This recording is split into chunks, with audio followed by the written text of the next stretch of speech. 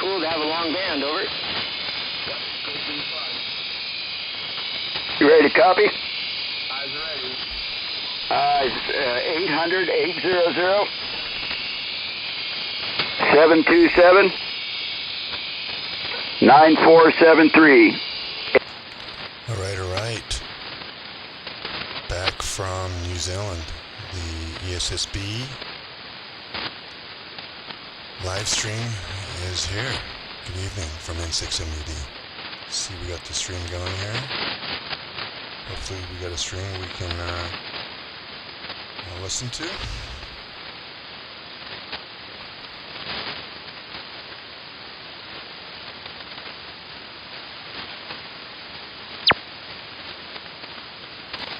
A lot of lightning crashes, static activity on there on 40 meters this evening by the looks of it.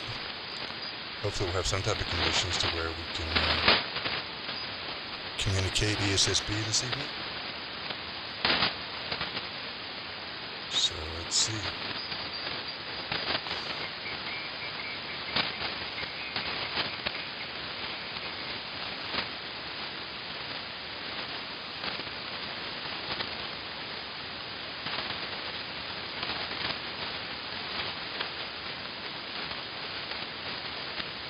See if we got some live streaming going here.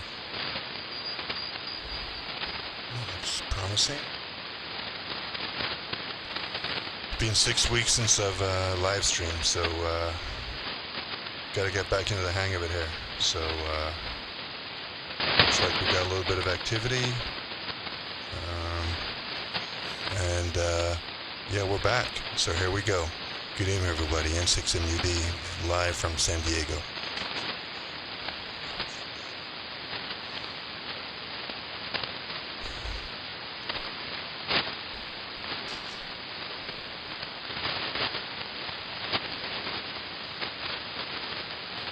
Some activity here.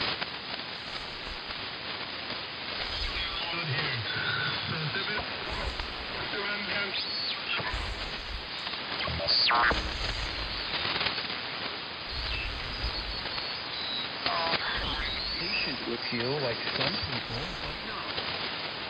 Are you some good compassion for people? I try to. These are East Coast ESSB guys.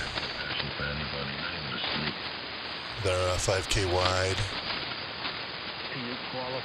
Maybe as the night goes on, they'll come in stronger.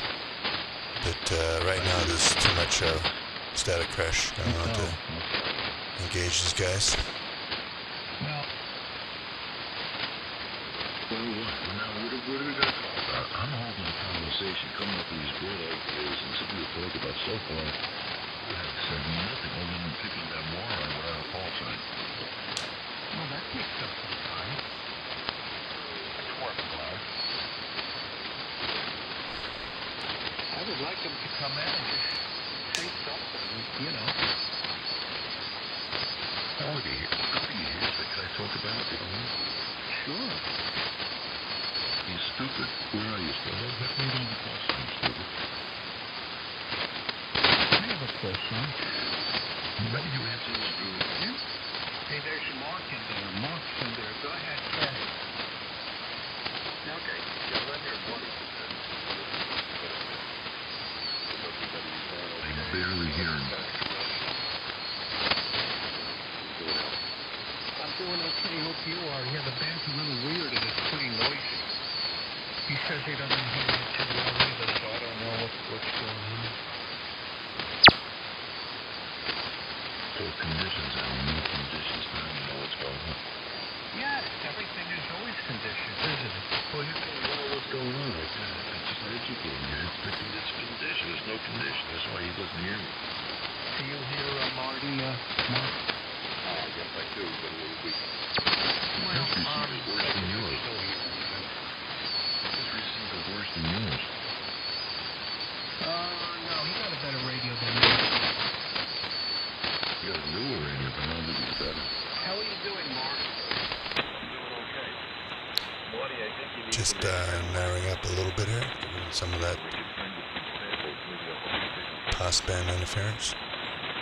Why don't you send them, Mark, why don't you send them a schematic how to build an antenna?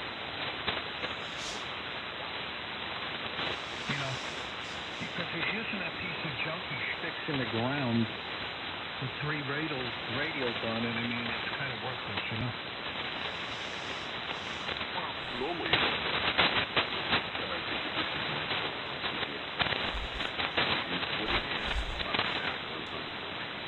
Yeah. Well, normally he's okay, but he's never normal. That's the problem. I don't know. I've had Mother Nature do all my work. Really? There was another gentleman in there. I don't know if he was a gentleman or not, but they sure he is. Maybe not. It is really noisy. Don't you have a noise reduction 1 and 2 on your radio? I have a noise reduction from 0 to 10. And none of it works. It works. Sure it works. Well, like I'm not using it. Maybe I'm I never use it. Yeah, it's kind of stupid, isn't it? very stupid. Doing some noise reduction here. Well, you know, it does cut out the static, but it changes the audio. I can live with it. Mark, it's Mark that you send me some information before you dipole. You can't send me water. You can send me coax. If you don't have the people on, you can send me a current bill. Well, what do you do? Salvation Army or something? Why don't you go buy it? I don't got the money, man. I just don't have the money. There's 8 kids to feed, and I gotta pay child support, and I gotta pay alimony, so I don't have money for it. Oh, sorry to hear that, Marty. I can take up a GoFundMe collection on Facebook. You're not funny. You're really not funny. GoFundMe. I like you.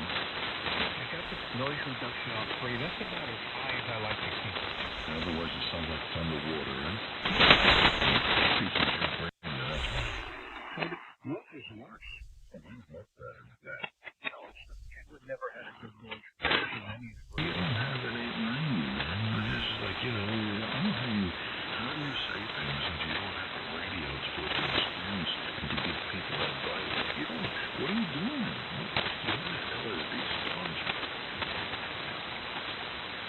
I happen to know quite a few individuals with that particular radio, and Kenwood, keeping in the true Kenwood tradition, they have crappy noise reduction units.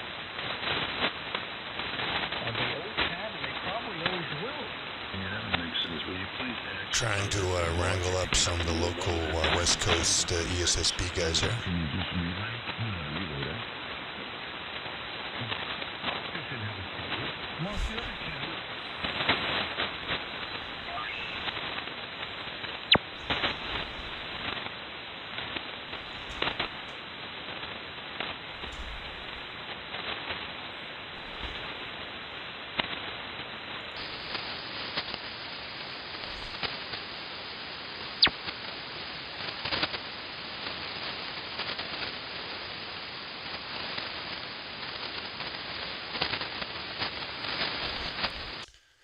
Is frequency in use from November 6 Mike Uniform Delta San Diego.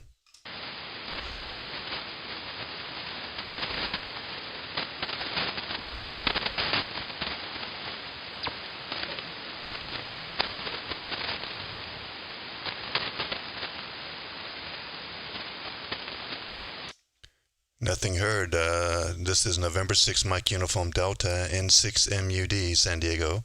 Listening on 7.168, transmitting at 5 kilohertz wide, ESSB.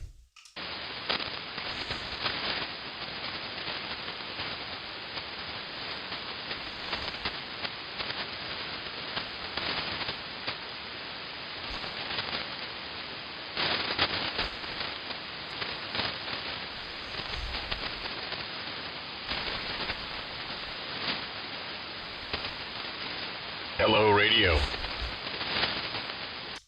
Hey, there's a familiar voice. WB1G, Lima Charlie, San Diego. How's it going? This is so weird. I've got the stream up right now, and I'm hearing it in one ear right now. Let me go ahead and mute it real quick here before I drive myself crazy. Running about 800 watts right now. Stand by 1 second. Let me clear this YouTube here.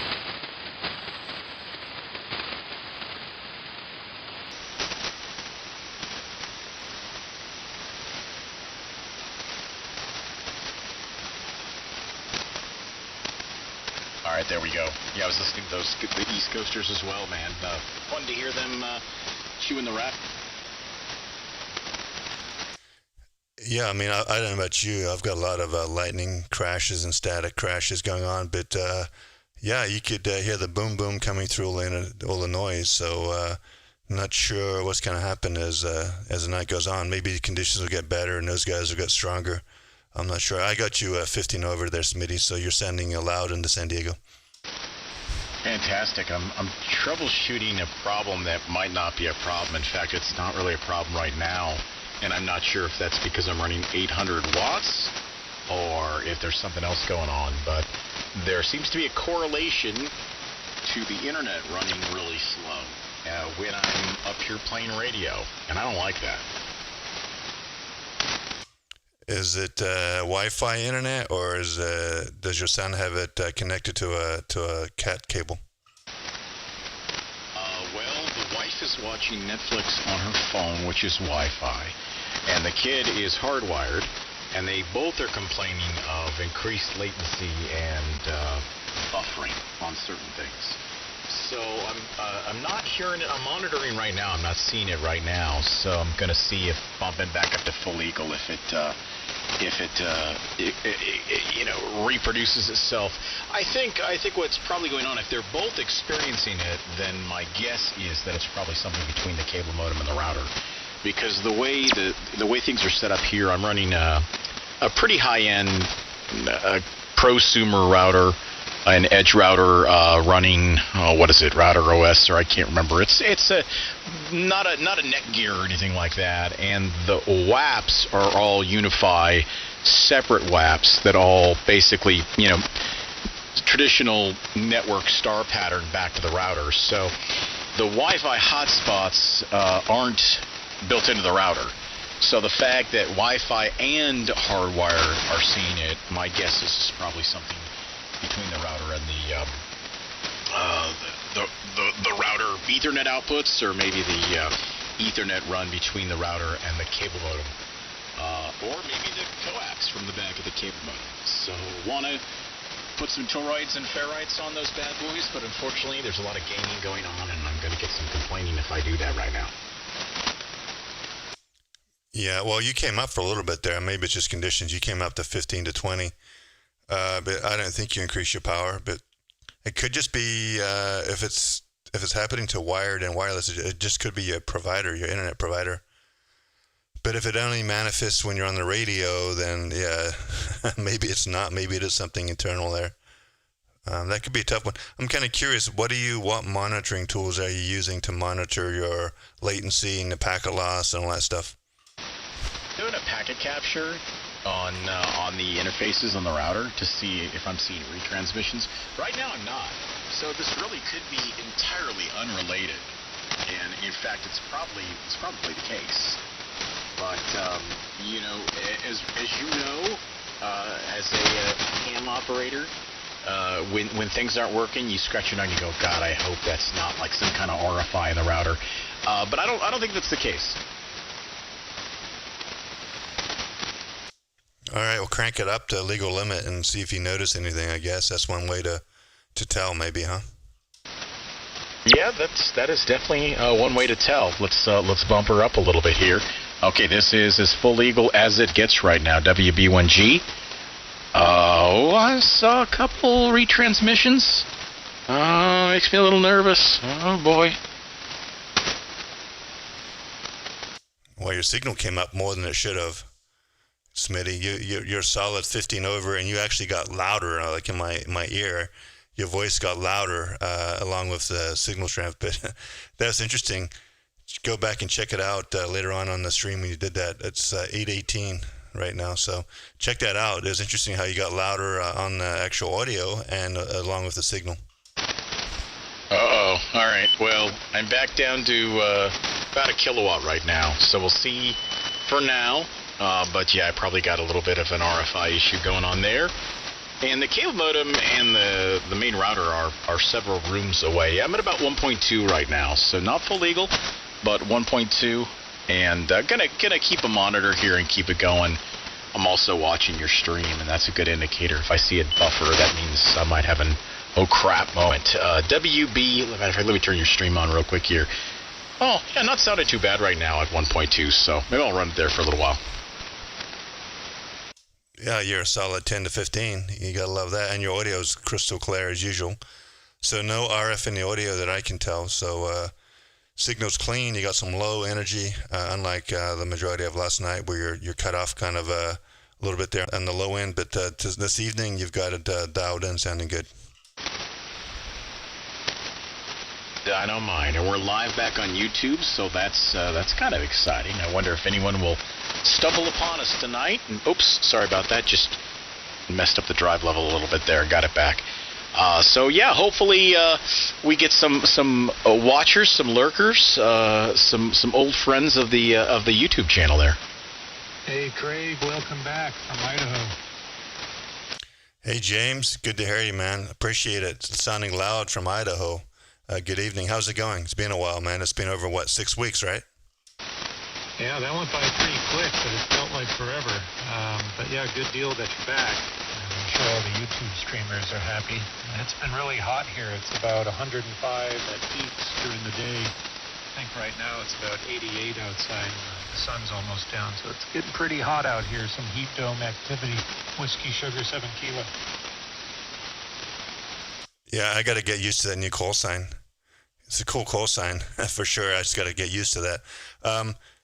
So interesting. Is it supposed to get that hot there? I don't know, man. I don't really, maybe a couple days a year, but that's kind of abnormal there, isn't it, there, James? 105 in Idaho?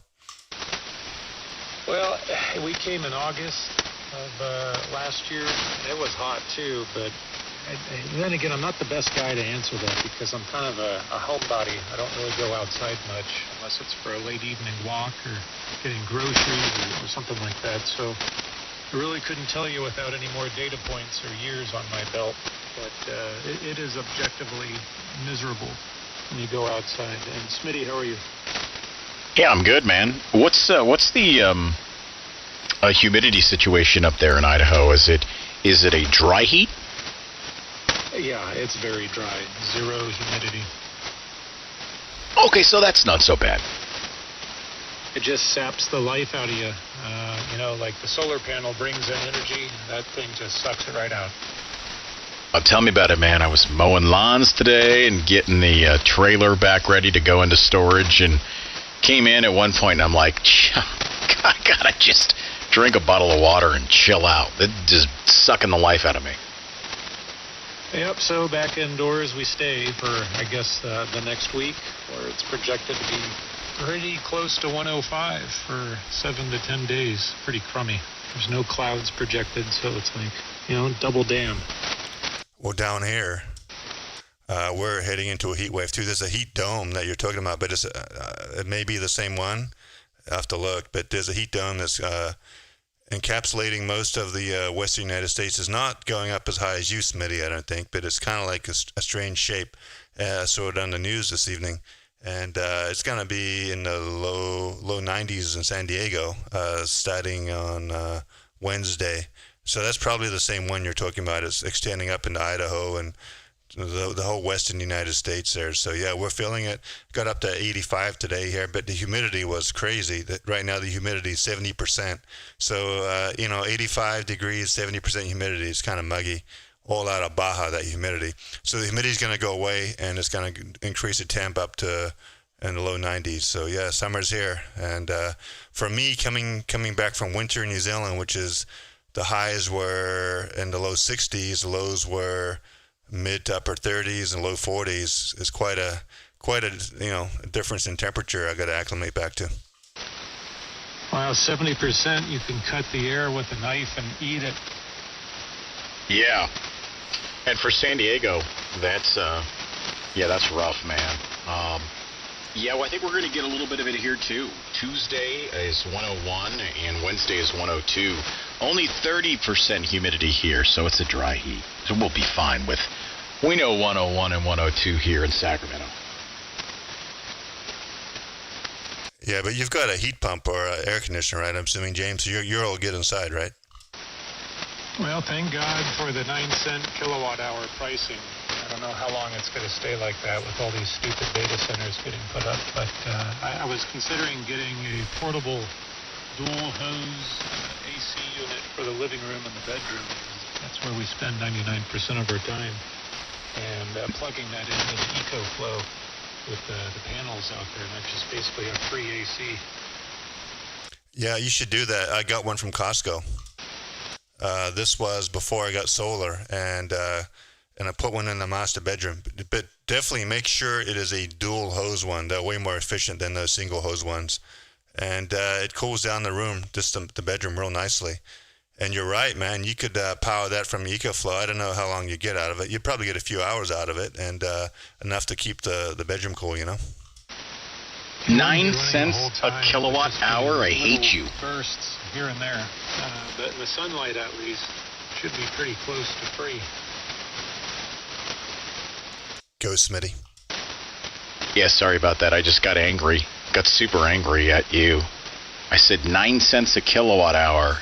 Our time of use pricing for off-peak is 34 cents a kilowatt hour.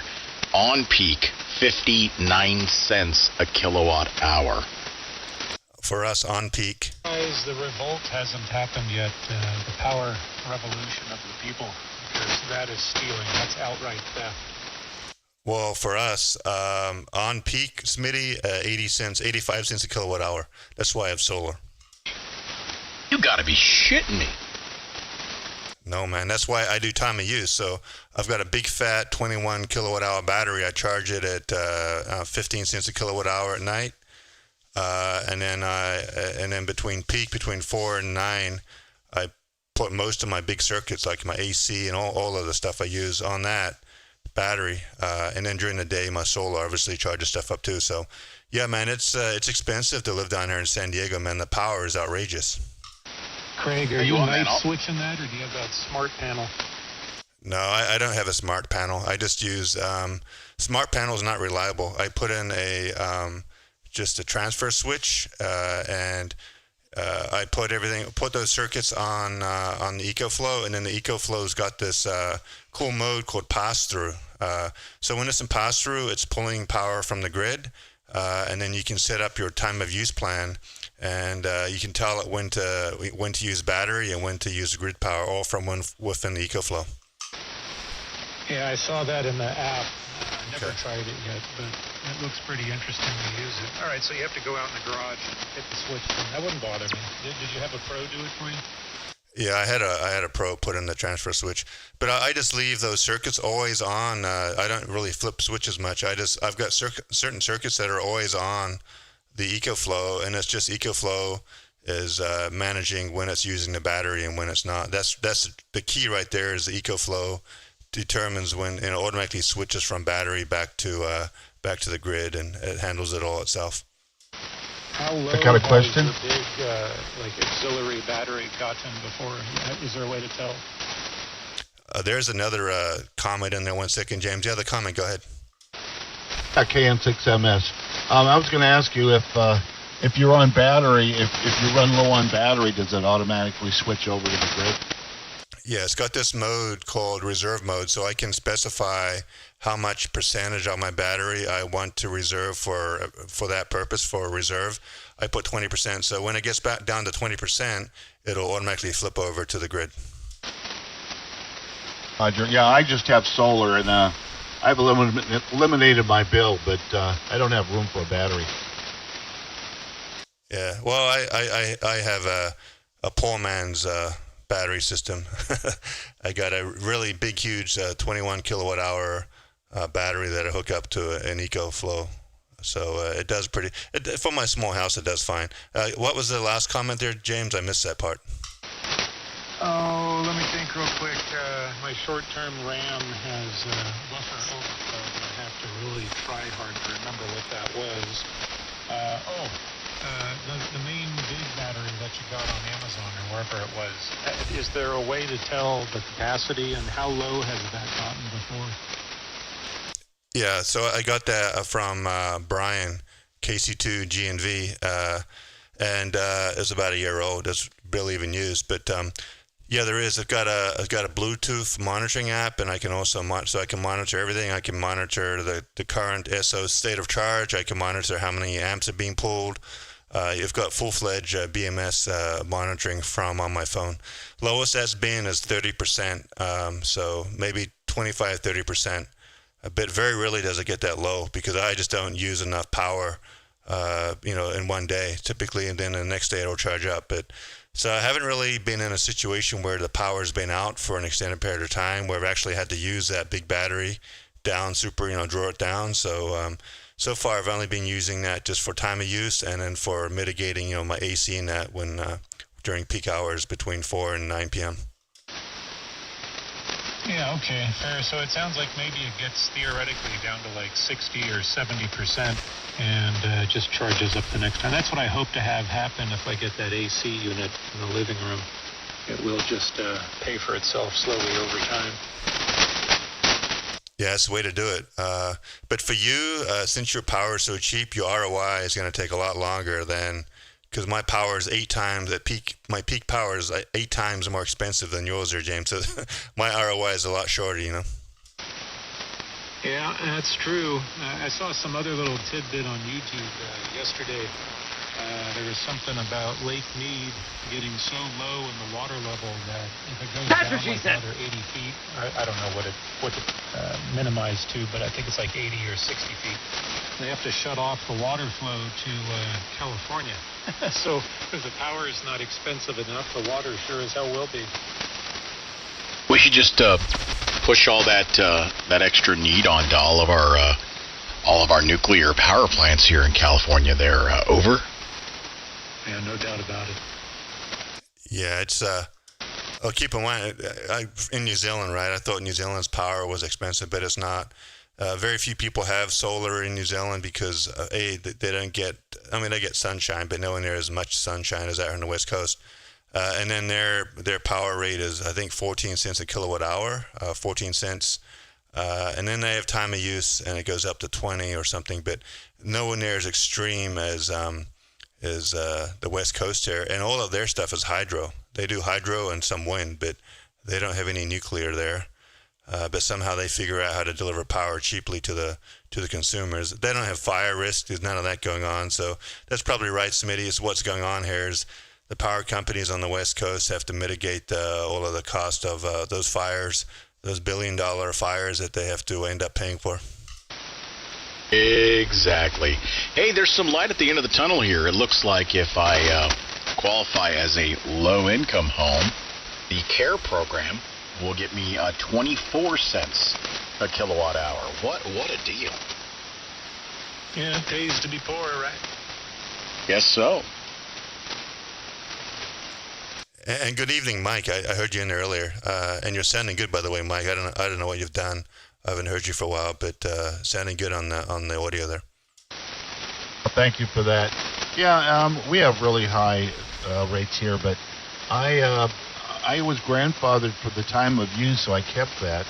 And then with my solar, I got a 6.1 kilowatt system, and I generate more than I use, and I haven't paid a dime for electricity for like 2 years now. He's just rubbing it in. Yeah, so this is what SDG&E did. They recently marketed this as a major win for consumers, for everyone who doesn't have solar.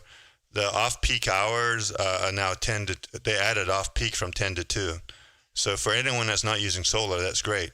But for those that are using solar and on time of use, that means that the strongest time of the day between 10 and 2, you're only getting very minimal credit for your solar passing back into the grid.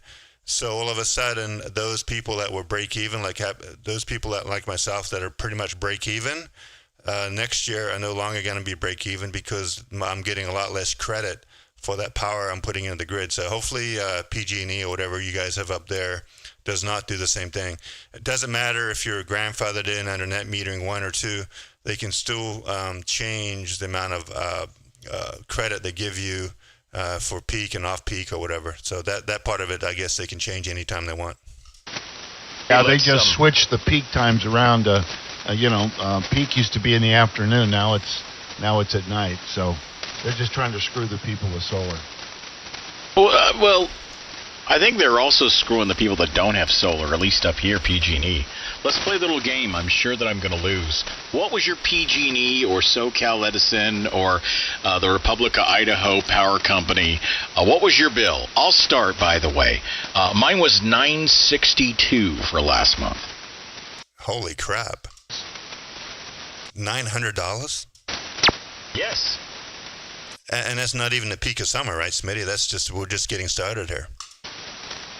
Yeah, it's been pretty bad, but that's now a couple strikes against me. Obviously, the rate is crap. We got our HVAC system upgraded a few years ago, and that helped a lot. If you can believe that, that's low compared to what it was a couple summers ago. But this house was very poorly engineered in a sense that we have 2 5-ton units in our backyard, 2 5-ton ACs. One for the upstairs, one for the downstairs. So it's a dance, and sometimes the kids get carried away, and sometimes the mom gets carried away. Yeah, Smitty, my power bill last month was $30, so just a grid connection fee for power. My gas bill was, I think, $40. Dang, you even have me beat there, Craig. Yeah, but I've got solar, right? If I didn't have solar, my bill would be probably $250 at least. So yeah, I mean, I'm not counting the last month I wasn't here. But the last true month I was here, it was like $30. Oh, that was a beautiful double. Hey, JR and MS, I copied everything you said there. Yeah, is that JR?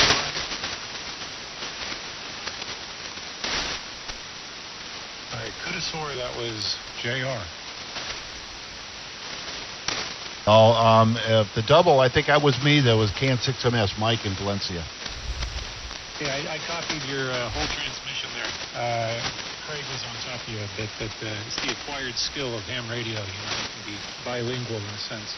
Well, that's really interesting, Craig. I guess I shouldn't be too scared that it's only $65 here. The 900 something, man, that's I don't know how that's possible unless you're running the AC like all day, every day, and like a gaming PC and I mean, what else could you be running? Your refrigerator on full on? Crypto mining station, right, Smitty? Yeah, I don't know what the heck I'm doing. I got a couple computers that run full time that I don't really put to sleep. So there's that. I mean, I guess I could put a couple of those computers to sleep. That would probably work. I've gone through this exercise a couple of times. I mean, we're not good about turning lights off, but everything's LED now here, so it's not a big thing. Maybe it's my amplifier usage. You know what? When in doubt, let's blame amateur radio. It must be all the gigawatts that I'm putting out. I doubt it. I mean, I really doubt it. That's just so intermittent and sporadic. It'd be like a point in the wind on your electric bill. But I would get somebody with like a thermal cam and walk around your house when you have the AC on and see if there's any cool spots that are obvious. Yeah, a back thermometer to keep the air off downstairs at night, and have it just have 2 smart thermostats. It's gotten better when we typically when the weather's mild enough, like if the days are hot and the evenings kind of cool off, we'll open up and run the house fan, and we'll see several $100 discount. So like, for example, not every month a year we're seeing that kind of bill. Typically, we're seeing about a $500 bill per month, even on that would be like a good month. And I know that sounds pathetic, but it's become our reality for some time now. And I don't know how else to, other than, having somebody do an analysis on the house and find out what's leaking or what, or I don't know. But I've just kind of accepted it for now until I move to Idaho. WB1G, Sacramento. This is the way. But it sounds like, Smitty, you'll be 105 there as well, so no escape, right? Yeah, but 9 cents a kilowatt hour. That's a big big drop. I mean, I suppose I could do a solar setup here, and that's probably what I should do. I think my biggest challenge right now is I'm only a few years off paying for the house, and I don't want to get into a 20-year payments to ROI which is probably too extreme these days, but didn't want to get myself into a long period of ROI, because once the kids are out of school, I don't know where I'll land. I mean, we've been here for 25 years now. I don't think we're going to go anywhere, but I'm always worried that solar will strap me, which maybe that worrying has caused me to pay a whole lot of extra money. You just have to pay for it. Yes, Smitty, never finance solar, right? It's better. A lot of people finance solar. I personally don't believe in that. It just makes your ROI that much longer. I just pay for mine in cash. So, and it wasn't that much for me back in the day when I had the 30% tax credit, which included I was able to upgrade my roof and that as part of the solar package. It cost me, I think, $12,000 for my solar system. No batteries, just microinverters, 6 kilowatt system. And for me, that allows me to break even. But now with these latest changes, I added a battery in that. So a couple grand for the battery. But you can do it on the cheap, man, if you want to, if you're smart about it. I had an option a while back, and I'm kind of kicking myself a bit. Maybe about 15 years ago, I had the option to go on a PPA plan, and I was totally against a PPA plan. Basically, it's a lease plan, but not exactly. You're basically buying your power from, I think at the time it was Solar City, or it might have been Sunrun. I can't remember. Now it's Tesla. But they locked in for life your kilowatt hour price at, I think you had an option of a tiered scale, or you could lock it in at like 18 cents per hour. And I thought at that time, I was like, oh God, that sounds terrible. Oh, I coulda, woulda, shoulda. Oh yeah. Well, but if you just budget for it, I guess it's a huge expense. But if you budget for it, at least you can, not expect any surprises. But yeah, $900 a month, man, whatever that is. My buddy in Temecula paid $1,200 a month a couple years ago for his power bill, and that was like a super heat wave they had in Southern Cal. And Temecula, you know how hot it gets out there. So, but that's the highest I've ever heard. And he's got a big house like yours, Smitty. He's got 2 big 5-ton AC units, and his wife just runs the AC 24/7. And yeah, $1,200 later they get the bill. Yeah, that's about what I experience here.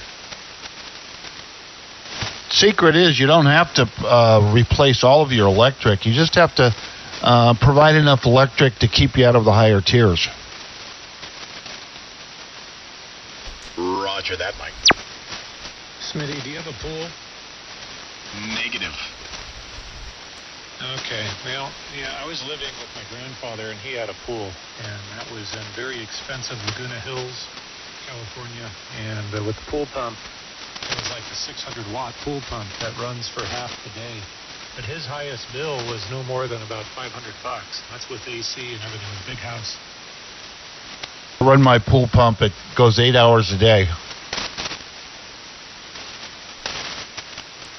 Yeah, that's what solar is really good for, is a pool pump.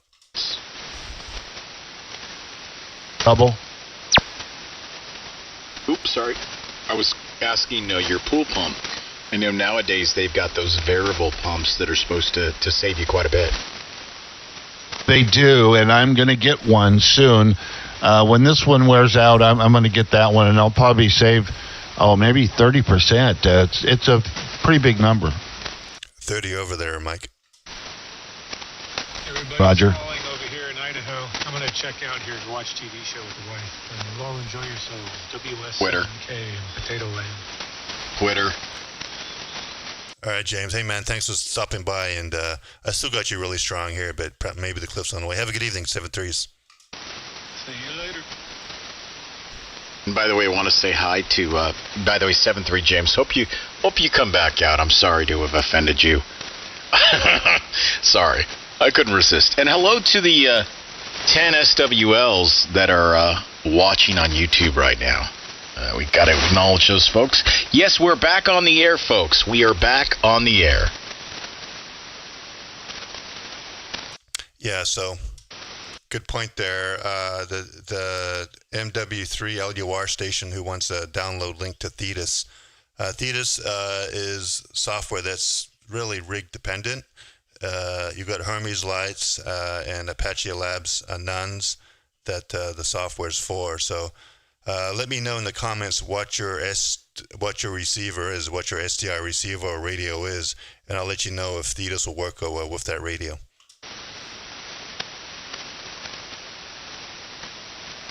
I got to look up MW3LUR, find out where that is.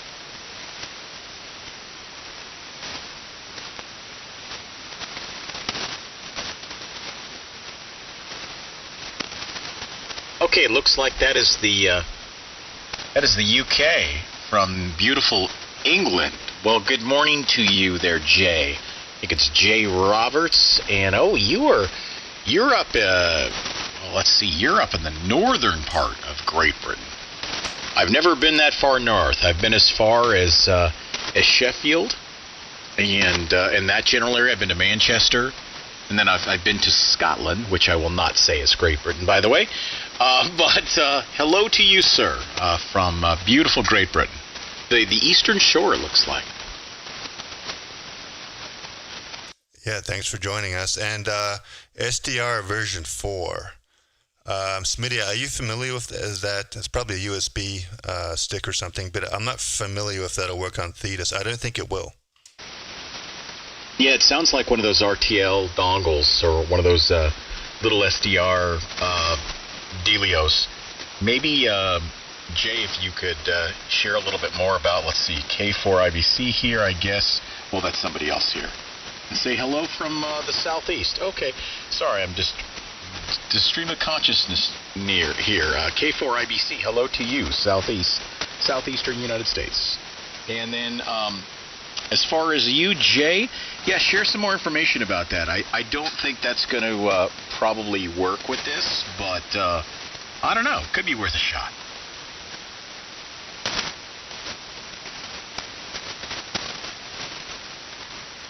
Yeah, for anyone listening and want to check out the stream, just search for November 6 Mike Uniform Delta, N6MUD on YouTube, and live stream will come right up. In fact, last night we had somebody come out here and won't mention the person by name or their call, but they said, "You guys realize you're splattering all over the place?" And no, that's not splatter. That's a flavor. That's a 6 kilohertz of audio flavor.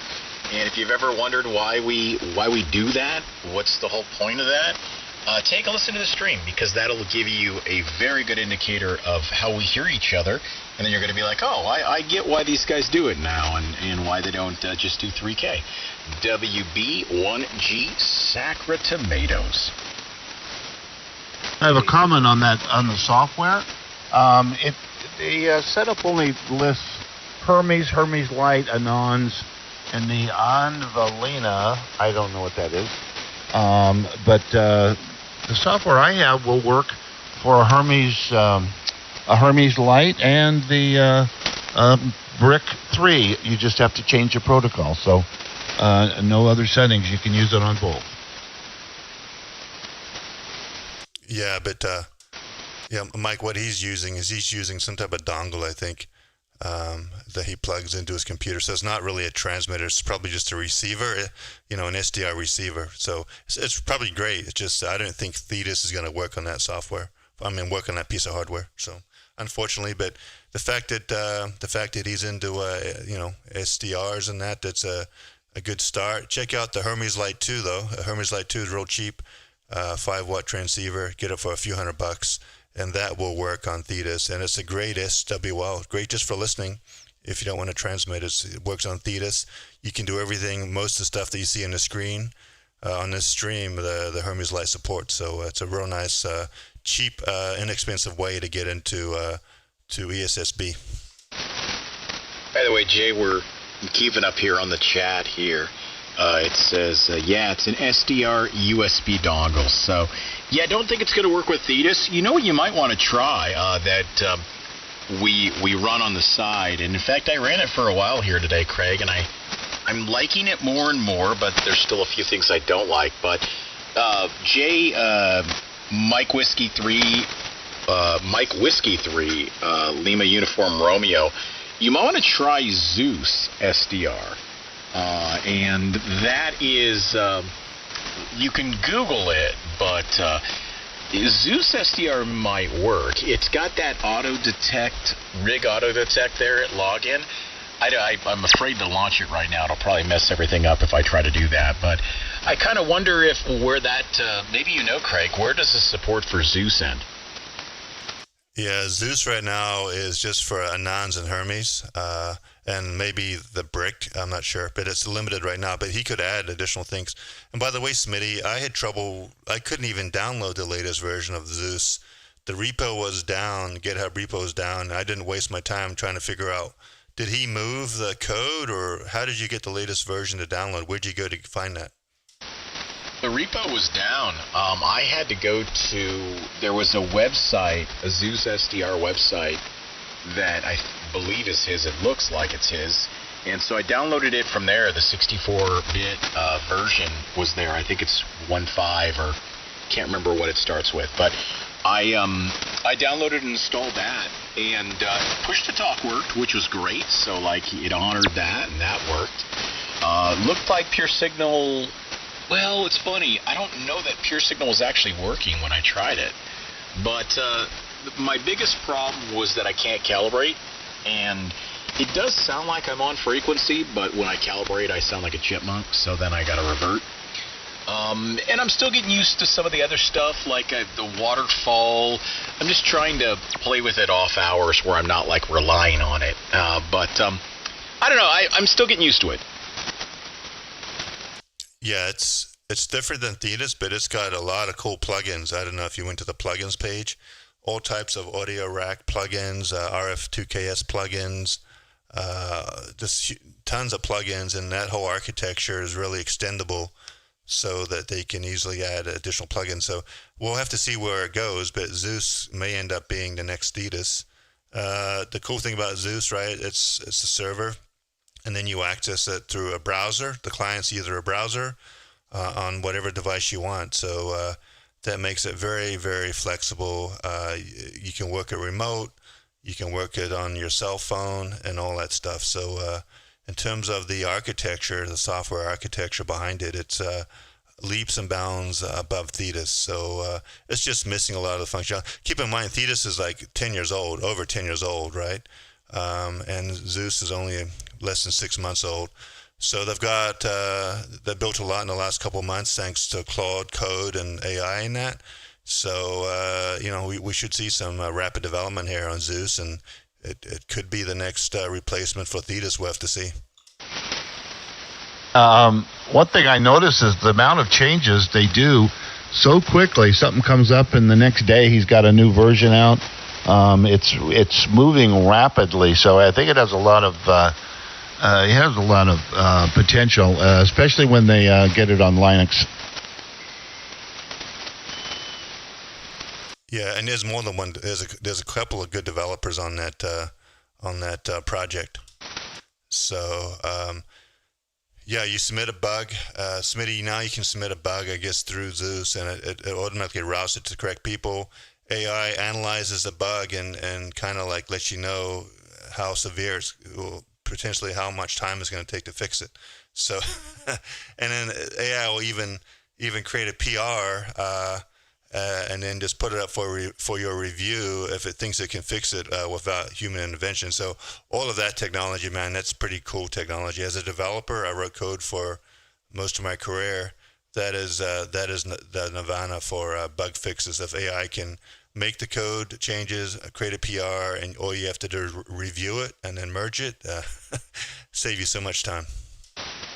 And that is why you and I are going to be looking for new jobs.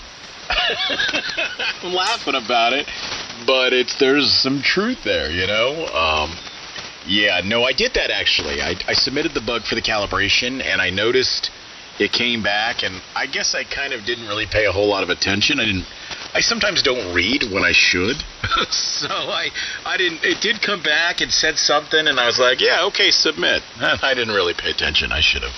But yeah, it is kind of cool being able to do that. I'm sure he already knows that the calibration is an issue. I mean, that seems like that should be a fairly easy fix. It's just tuning to like the WWE, right? And then just getting a synchronization or a tune out, or not a tune, but you know, finds out how far out of calibration or how far out you are, and then adjusts. But unfortunately, when it adjusts, you sound like Alvin and the Chipmunks. Yeah, are you saying your receive transmit is off or the transmit? You know, good question. When I do the calibration, what I'm listening to suddenly sounds like Chipmunks. I don't know that I actually have tried to transmit. Yeah, I think to calibrate the transmit, you have to have a service monitor or something, right, for that to work? Oh, good point. Well, how does Thetis do it when you do a calibration? I think it's just doing the receive, although it could be right. So how does it know if you're on frequency or not? Like what mechanism does it use to look for frequency? Maybe the computer does. I don't know. It's weird. Interesting. I never really thought about it. But yeah, you're right. You can adjust transmit frequency. I just do it so rarely. I forget how it works behind the scenes. If you guys are talking about Zeus, it does send out a signal when you hit calibrate. And good evening, guys. KB6ZYJ Appley Valley. Hey, Scotty, number 2. What was that? I covered you up at the beginning. What'd you say? I was just saying that actually Zeus, if you're talking about Zeus and the calibration, it does send out a signal. I'm not sure how it works, but you can actually hear it sending the signal out. And I'm on Zeus also right now. Unfortunately, they have not worked out pure signal for the Anan 10E, so I am pure signalless. Yeah, sound good there, Scotty. Good evening. We're live on YouTube if you want to see your signal. Definitely you're strong. You're 25 over in San Diego. Well, Craig, welcome home. Good to hear you back. Appreciate it. Yeah, it was a nice 6-week vacation. Very little radio, so took a break there. So it's good to be back on the air and getting back into the swing of things there. He sounds rested and relaxed, doesn't he? There, Scotty number 2, like he's let a loop out of the belt. Yeah, but you know we can fix that. Yeah, sorry, I can just mute you guys if you try to fix that. No guts, no glory. Anyway, I do notice an echo in the room there, Scotty. Are you in an empty room, or did you make any changes to your station? Because it sounds like you're in a hollow room right now. I'm not sure what the deal is there. Oh, maybe there's a little reverb on. I've got the transmit suite up, so maybe there's a little reverb in there. Let me kind of... Oh, the transmit suite. Yes, MIDI is a whole plugins for the transmit side on the audio chain for Zeus. It's pretty amazing. You sound like you're announcing baseball there, Scotty number 2. Hello. On this date. Now batting. All right, that hopefully is a little bit better. Sounds about the same. Oh, I don't know. Let me bypass the reverb and see if you still hear the same thing. Hey, it's not bad at all. It's just a different sound than what we're used to. Well, you know, I had to completely set this all up again once I went to 15.0, so I started from scratch earlier today, so I'm not even sure if I'm back where I was, but that's what the reverb bypassed. There you go. Sound back to yourself. Okay, well, maybe I'll just leave it bypassed. So, Craig, did you go back to your old stomping grounds? Yeah, I did. I visited New Zealand. Started out in the South Island, did 2 weeks there, driving around, visiting family and that, and then took a flight to the North Island, a quick, 45-minute flight, and then drove around the North Island for a couple weeks, looking for properties and visiting family, relatives, old stomping ground, all that stuff. And then spent 10 days in Melbourne, Australia. So yeah, it was definitely the longest vacation I've ever had, or trip away from home I've ever had. So we had a great time. Got to scope out some towns, lifestyle properties. Basically came to the realization that we're going to have to save some more money because the properties and the locations that we want are pretty expensive. So we're going to save a little bit more money up, and then eventually retire back there. But probably going to be 3 to 5 years away by the looks of it, based on what we discovered there. I'm so happy, by the way, because I called every realtor in New Zealand and Australia just in case, and I paid them all off to tell you that property is extra expensive there, so you have to stay a little longer and save up a little bit more. So it's good to see that the fruits of my labor kind of worked in our advantage, so we get to keep Mr. Mud for a little bit longer. WB1G, why not? Round of ideas. Oh yeah, N6MUD. Smitty, I like your style. KB6ZYJ in Appley Valley, I believe. N6MUD in San Diego. And by the way, JMB 905, who heard us out in Wichita, Kansas, via RF, welcome. Thanks for listening and letting us know. It's interesting that we can hear us out there in Kansas, in the Midwest there. Hey, Wichita, you got to tell us which one of us is the strongest. We got to know.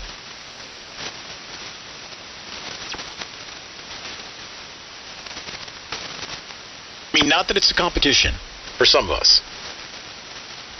Well, and you know what? I just realized I wasn't even at 6K. Now I am. Okay. That's a little more betterer. Oh, yeah. Me likey now.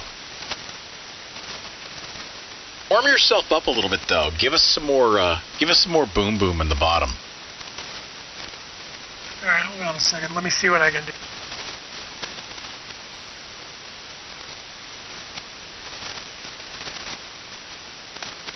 Boy, he's booming to you, Craig. I'm watching the feed here on the delay here. He's like 30 over plus to you. Yeah, he's always got a big signal. I mean, at least in the beginning hours of the band there. But yeah, Scotty, you're 25, 30 over on that last transmission. Well, that's good. We must have a tunnel set up that way. Now, there's a little more bass on there. That should sound a little more like what you're used to, maybe. No, you're about the same to me. Yeah, I didn't hear a big bump there, to be honest.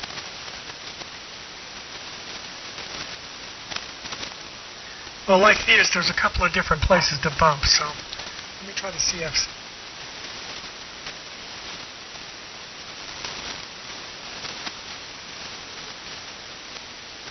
What is going on with our buddy Jeff, by the way? Why haven't we gotten Jeff out here yet? Yeah, I don't know. Maybe he's just busy. I see some posts that he's selling a bunch of radios, so maybe he's preparing and boxing up a bunch of radios to be sold. Who knows? Where are all those wacky guys? Uh-oh. Who let him out? Well, the sun went down and I had to come into the Radio Shack, Kilowatt Bravo 6, Germany, France, Denmark. Stretch the legs out, please. We don't like that 4K. Give us a little bit more juice. Oh, I'm on the Yahoo, and the TTBF is doing the best it can, so I may have to go round behind the rack and switch in some coax. I don't want you to get... if you put it on its side, you'll probably get a little more out of it.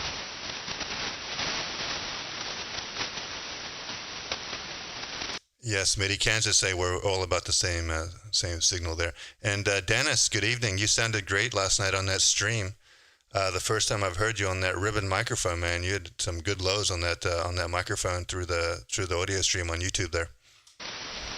Yeah, hello, Craig, and the SWLs, and I think the stream as well. So this is Dennis in Fresno, Kilowatt Bravo 6 Golf Foxtrot Delta. Yeah, I finally kind of getting an idea of how to EQ it.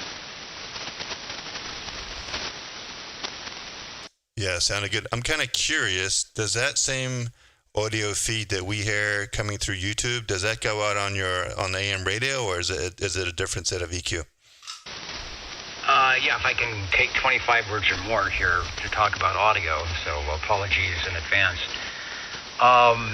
The microphone goes through some pre-processing into the PreSonus audio board, and then it goes to the first Wheatstone processor. That output feeds the net stream. It feeds the OBS. And then the AES output of that Wheatstone goes into my other one, and that output feeds the radio. So it's the first version is tailored for the Universal Media NetWeb, and then it goes out and it's tailored for the radio. Okay, so it's going to be similar, but not exact there. I guess you'll have probably a lot less lows coming out of the radio stream, right?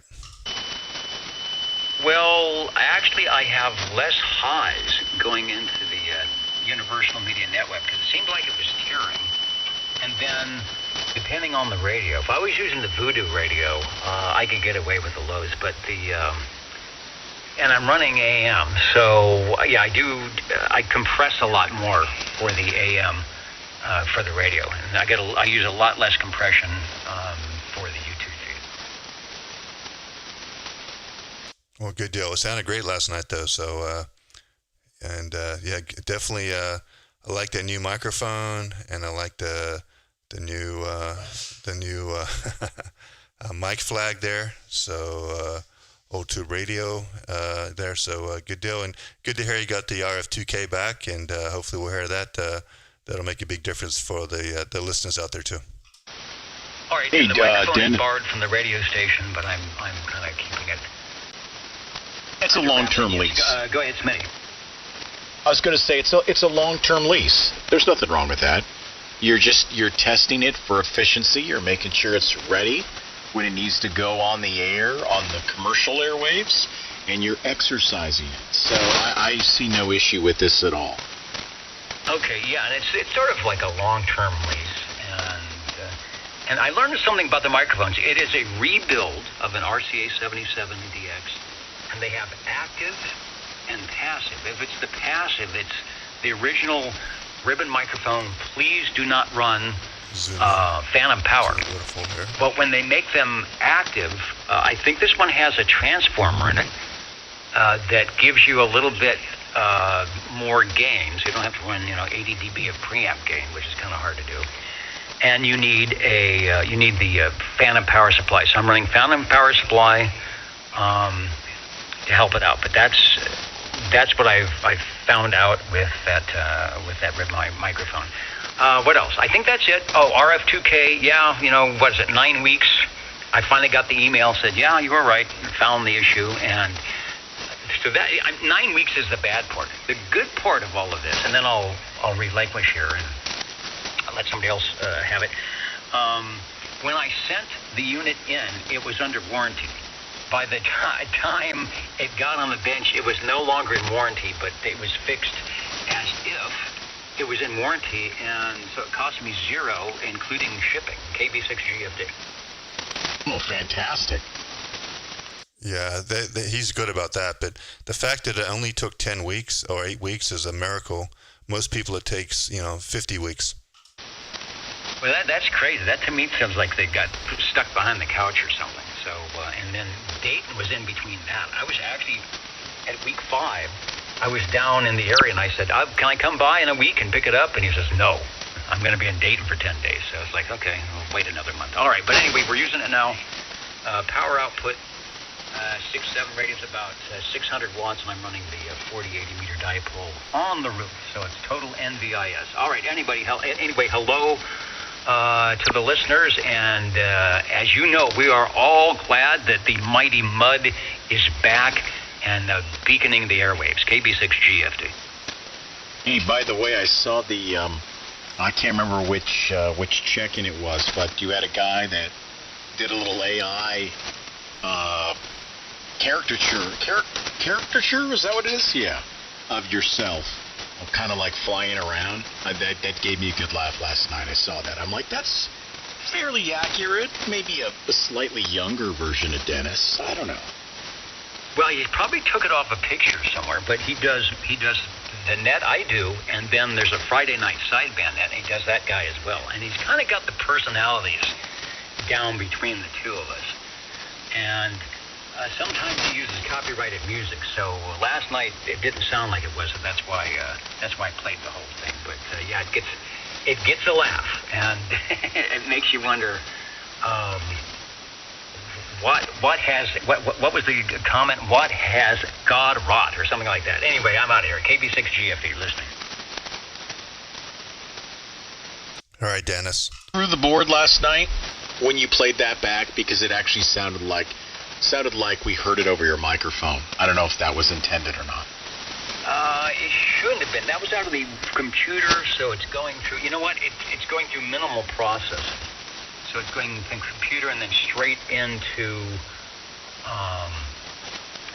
the first Wheatstone.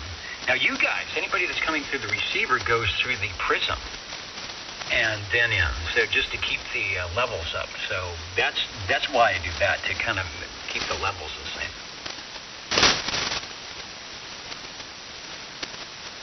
Well, good deal, Dennis. Thanks for stopping by, man. Always good to hear you, and can't wait to hear that voodoo audio. So maybe another night this week you'll come back with some real voodoo audio. Yeah, I've just been lazy. This is the first time I've been on the air tonight. I mean, the band was horrible all day. I was just up on 20 doing some ghost SDR testing, and the only place I could hear myself on 20 was in the really cool Kiwi that's up in Wisconsin. And I could hear myself at 10 watts. And so everywhere else, it was bad. And I came here and it's like, oh, wait a minute, the band is open up for the short hop of who knows how long. So we'll see what's going on. So, yeah, I'll probably switch back to Voodoo Radio because I won't need this one for a while. But it's nice to have the amplification back. 72 plus 1 for the SWLs would like to do the math. KB6GFD light at Fresno.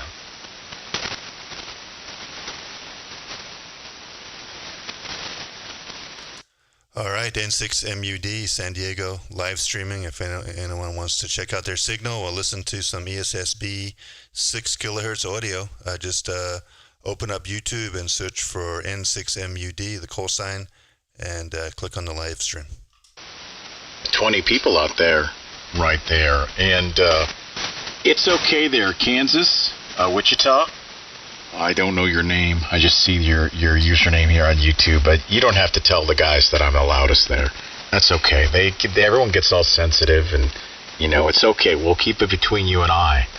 But hello to the other 19, it's jumping around a bit here, but the 20 or so folks that have been in and out of the YouTube feed.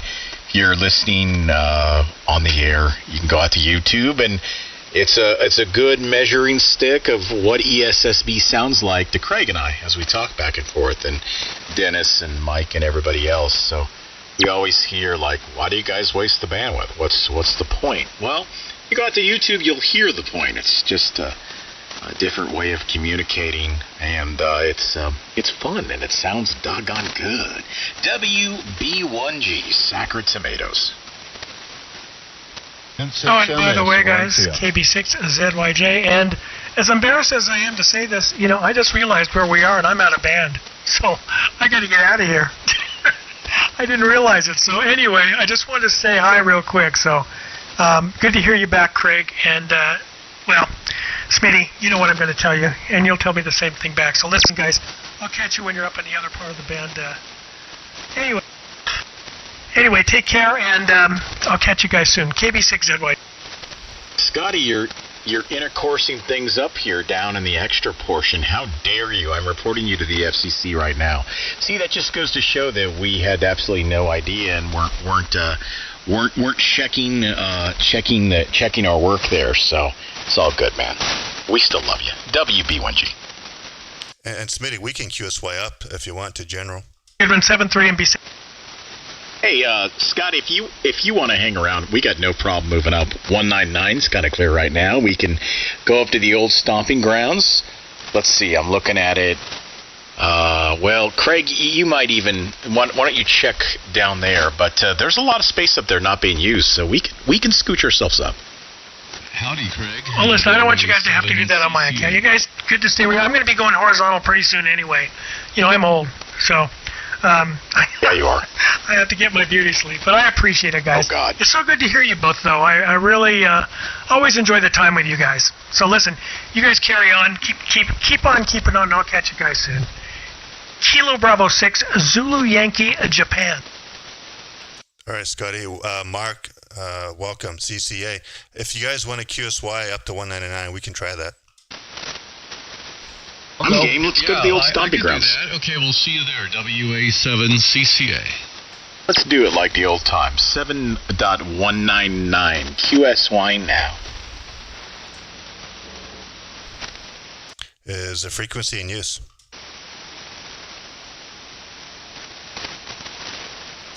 So, nothing heard. N6MUD San Diego live streaming. You sound so much better here. Mark, did you make it?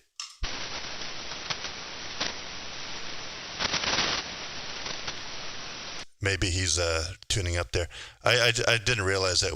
I just naturally just always go down to extra, but maybe when we're live streaming, we should hang on up here to get more activity potentially. Yeah. And hey, John, by the way, John out there in Wichita. Yeah, man, take your, let's see, he says, I'm John waiting to take my tech and then shortly after my general. Do it, my friend. Hit the books, study it up, memorize, and get out here, my friend. Yeah, we can typically hear Wichita, and you can join the group and say hi and all that. And yeah, watch out though. You start going down the HF rabbit hole, and you buy once, cry once, and well, if you haven't been told that, welcome to the club. WB1G. Mark, did you make it up, by the way?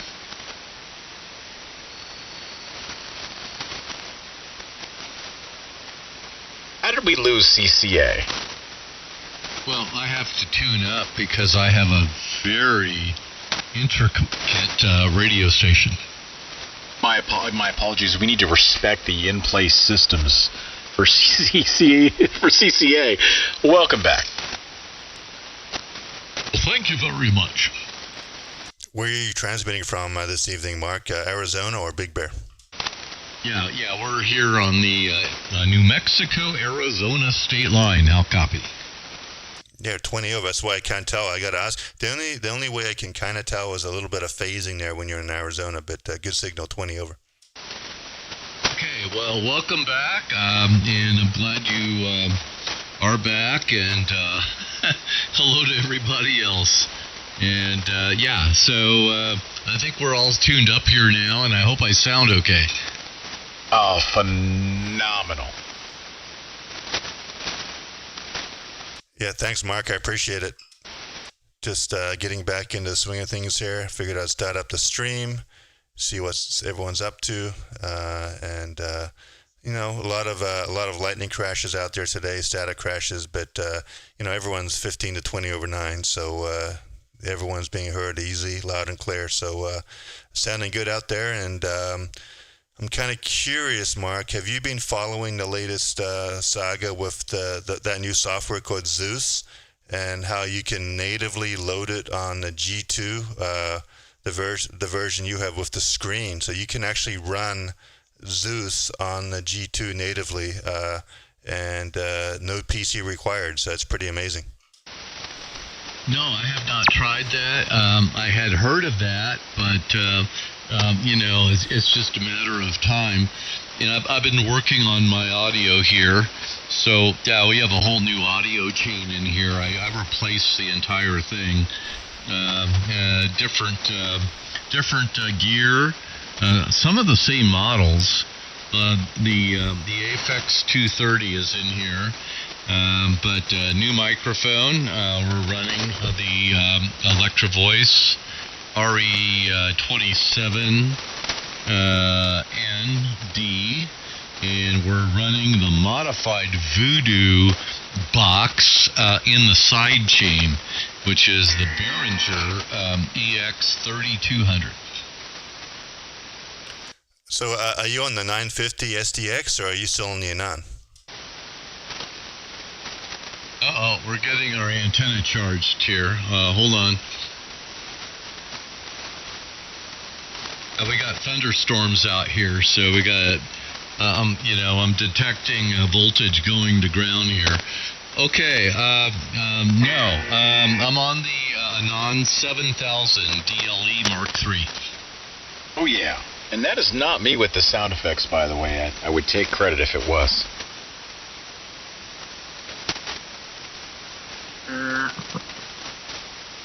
Welcome aboard, John, AA6RF. Good evening.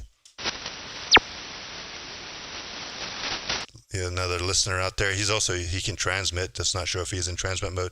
Well, Mark, I got to tell you, that's all top of the line gear there. The RE27, which is what SMUD is running. I'm running the RE320.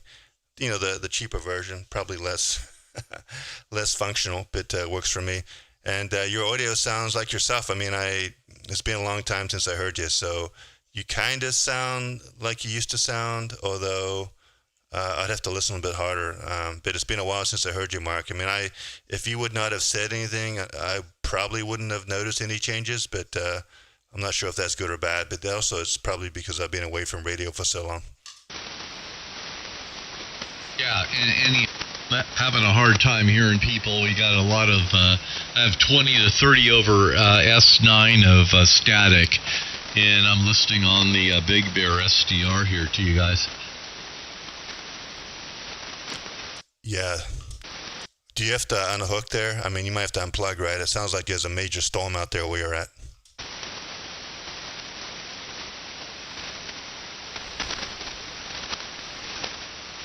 Mark's an old broadcast engineer. Unless he's getting struck by lightning, he plays loose. He's got all types of protection, I'm sure, from all that static out there. I missed a little bit of that. We just had a big discharge across the resistors. Oh, you aren't kidding, man. I'm looking at the lightning map, and right there on the Arizona, New Mexico border, you got some lightning, man. Okay.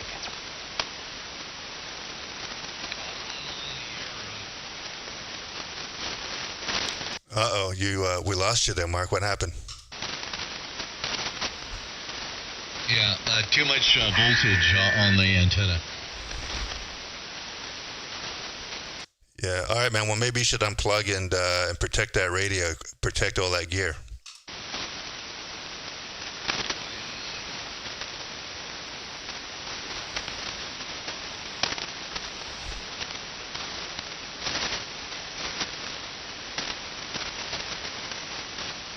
I was giving him a second there to see if he comes back, but thought I heard him kind of quietly there. But yeah, my guess is he's tripping.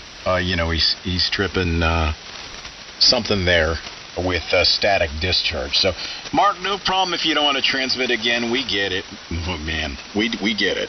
So, WB1G. I am curious though, and I got to look up your Arizona address to find out whereabouts. I know you're on the New Mexico-Arizona border, but that's a big border, so not sure the closest town. White Mountains. He's right in the White Mountains.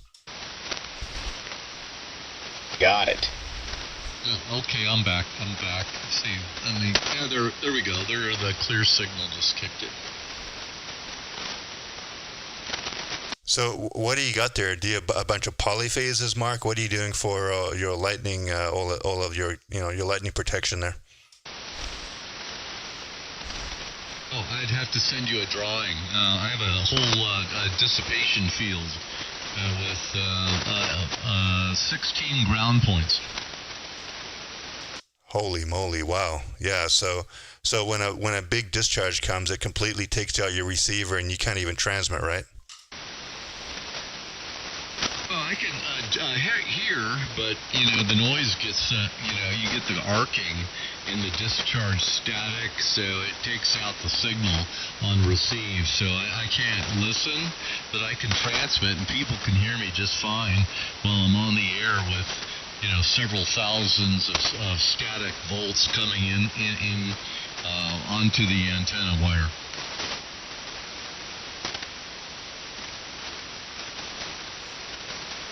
Interesting. And this is only in Arizona, or do you have something similar set up in Big Bear as well? Oh no, Big Bear's completely different.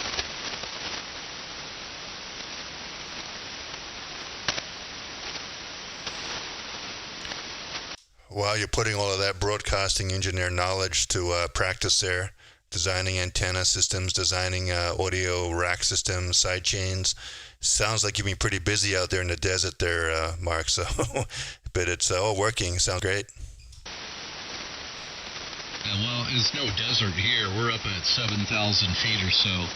So, yeah, it's a completely different environment here. And things, you got to do things differently wherever you are in the world.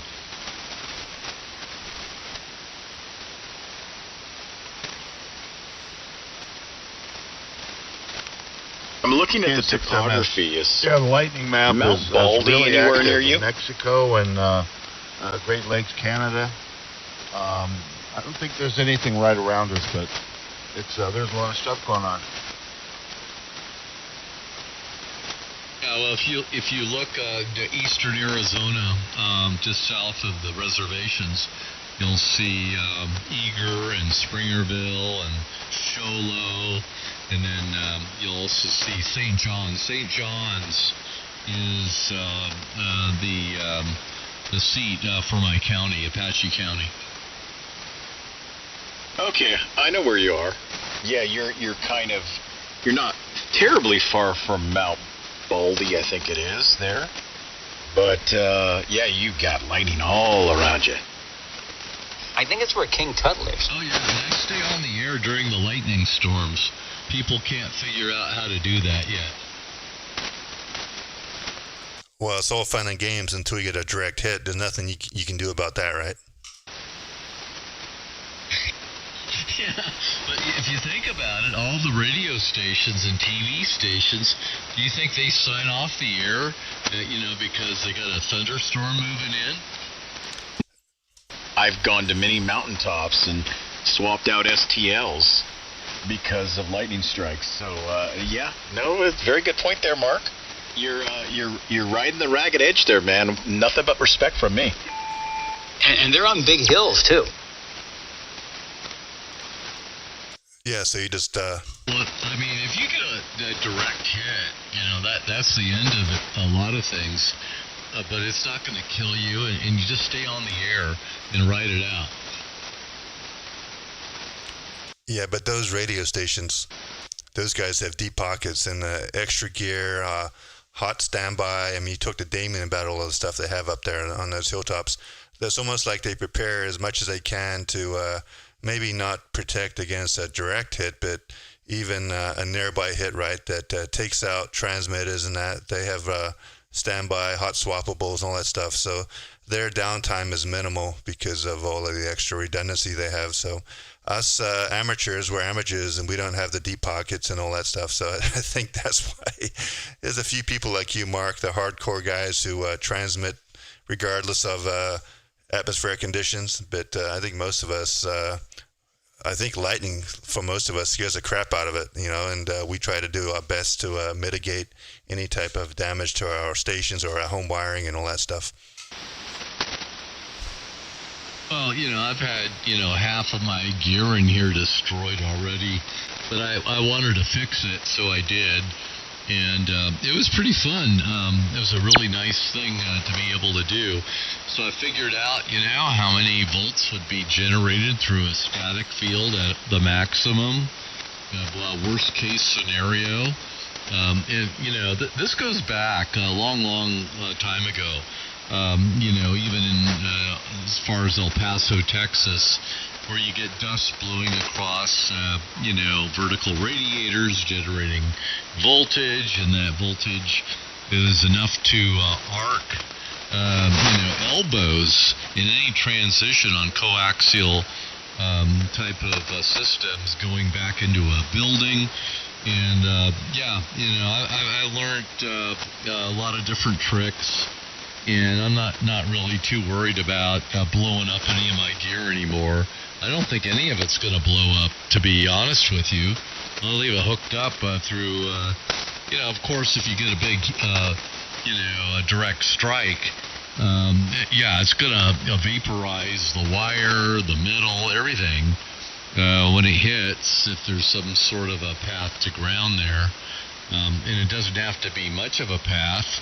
To do that. So, all these people who just, he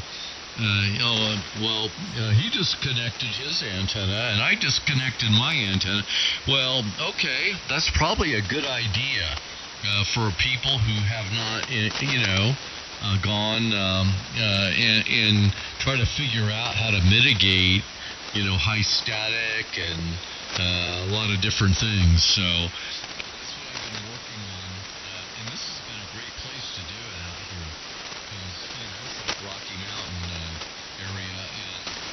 course, I think his amp tripped out. How to stay on the air during Right. Lightning. Hey, Mark, I think your amplifier tripped out. Take a look at it, because we almost lost you. Yeah, okay. Yeah, I guess it did. So I think things are working as well as they can be. So I had to retune. So we probably got maybe a little bit of a downpour here. So I'm about at 2/3 power. Copy that. All right, we've got some chat stuff here. We got the 905 Kansas station said that when we transferred up to 199, we moved up here, he lost us. So I don't know, it sounds like 199 frequency in Kansas has got some noise on it there. So, but anyway, and real quick here, John, AA6RF, I think he wanted to do some experimentation. So John, if you're in there, take a turn. And I think he wanted to hear the difference in your signal between the various bandwidths on that Icom radio. So you can go ahead and give that a go if you want, if you're transmitting or if you can transmit there. AE6RF, go ahead, N6MUD in the group.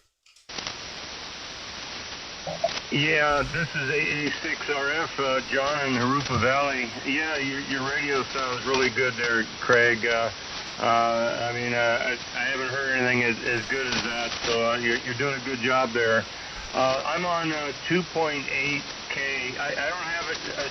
The best I could do is 3K on this radio, but I've got it set up right now at 2.8, and this is 2.8, and I'm looking. I'm trying to see what you're receiving me. You're receiving about an S9, I guess. Okay, this is 2.6K deviation, and this is 2.4K. So this is what I have my radio set up for DX and somewhat Ragchew. So that's the 2.4. That's the 2.8. So I'm back to you, and what does this sound like on your end? Okay, well, there's some people tuning up in the background there, but you were 10/9 most of that. There was a pretty big difference on my ears between 2.8 and 2.4. So I know you run narrow at 2.4 when you're DXing in that, but honestly, man, I would run it at 2.8 whenever you're talking, at least on 40 meters ragchewing. It does make quite a bit of difference, and you can actually listen back on the tube on YouTube. Let's rewind the stream and hear the difference there. But yes, good signal, 10/9. And let's see if anyone else has any comments out there about what they heard between 2.8 and 2.4 on the Icom. What rig is that again? It's the new Icom, right, John? Yeah, it's the Icom 7760. 7760. I'm putting out barefoot 200 watts. 7760. Okay, I gotta look that up. Why is that not in my brain here? The new radio. It's a nice Icom. It's the latest and greatest. Well, congratulations, yeah, it's real man. Clear audio. Say that again? Your audio is very clear. Yeah, I just don't have the wide band, but to me, my old age, I can't really tell much difference between wide band and narrow band. But if you got good hearing, definitely. I mean, Craig's radio sounds really good when I'm watching on YouTube. So I guess that's probably the number one radio for received audio quality, because it sounds much better than my 7760, but it's a different radio. Well, just so... Ace. One quick thing here. So John, when you're listening to my audio through the YouTube stream, you're not really listening to the audio how it sounds coming out of the radio. It's the way YouTube does it is you're listening to really high quality, at least 10 kilohertz audio, broadcast quality audio, if you put it that way. So yeah, I don't sound as good as I sound when you listen directly on YouTube as comparing it to the air. So I want to clear that up, because if I did sound that good, I'd be a happy camper. But no, it's a big difference there. It's kind of misleading. So anyone that's listening on the actual YouTube stream, my audio does not sound like this over the air. It may sound a little less, a little more compressed, because it's going through. The audio is actually going to go. It goes through Thetis and that, and it does some adjustments. But for the most part, it's for the stream. It sounds a lot better than it does in real life, and that's just how it is there. So yeah, I don't want to mislead you there, John. Over. I thought it was Hey, John, he still sounds good. Your wideband is kind of old school. Many years ago, it was real popular. It kind of phased out, and you're doing a good service having this introducing back into. Well, I mean, you're not introducing, but you're promoting. That's what you're promoting wideband, and that's a good thing, because anything that's positive to ham radio is welcome. And thanks for the channel. And I'll let you continue, Craig. And you got some interesting hams on discussing audio, so it's a good channel. Thanks. Hey, no problem, man. Jump in anytime, John. Like I said on the text there, I had my whisper beaconing 24/7 for 6 weeks straight when I was in New Zealand, so got some good data there. I haven't really looked at it too much, but I let it run, and it seemed like it got at least quite a bit of activity there in 40. So that's a good set of data points for the whisper beaconing. So anyway, thanks for stopping by, John, and jump in anytime. AE6RF and the group N6MUD in San Diego. Yeah, Craig, I didn't want to bring up whisper, because you know how I tie up the frequency with whisper. So you've got the audio. This is an audio channel, and I'll leave whisper for another time. So thanks, AE6RF clear, and thanks for having me on your station. Hey man, it's not my station. It's just amateur radio. Thanks for jumping in. And N6MUD San Diego live streaming. If anyone wants to jump in and hear themselves, just search for N6MUD on YouTube, and you can hear yourself. There's another familiar voice out there. 6 Delta Lima Victoria. Delta Lima. Hey Raul, good evening. Good evening, Greg, and good to hear you on this channel. Back to this channel again, to this frequency. Over. Yeah, there's not much. At least the conditions right now for the East Coast are not there. So we figured we'd try and take over 199 like old times. Well, you're coming in plus 10 over S9 right now. Good sounding audio as usual. But anyway, Craig, you inspired me to have that logbook transcription and everything done by AI. Now I've done it. So now I'm recording everything, every QSO I have, and AI transcribe it and extract the call sign at the same time, and make a summary of the Ragchew or whatever I'm with. But it's a beautiful project with the collaboration of Cloud AI. But anyway, back to you, Craig, N6MUD, KO6DLV here, Santa Rosa. Yeah, that's awesome, man. That's great. So it'll extract out the call signs. That's awesome. I know some other guys are trying to do something similar. But hey, do me a favor. Can you drop the link to that to your transcription site in the YouTube comments on my channel, so I have it there as reference?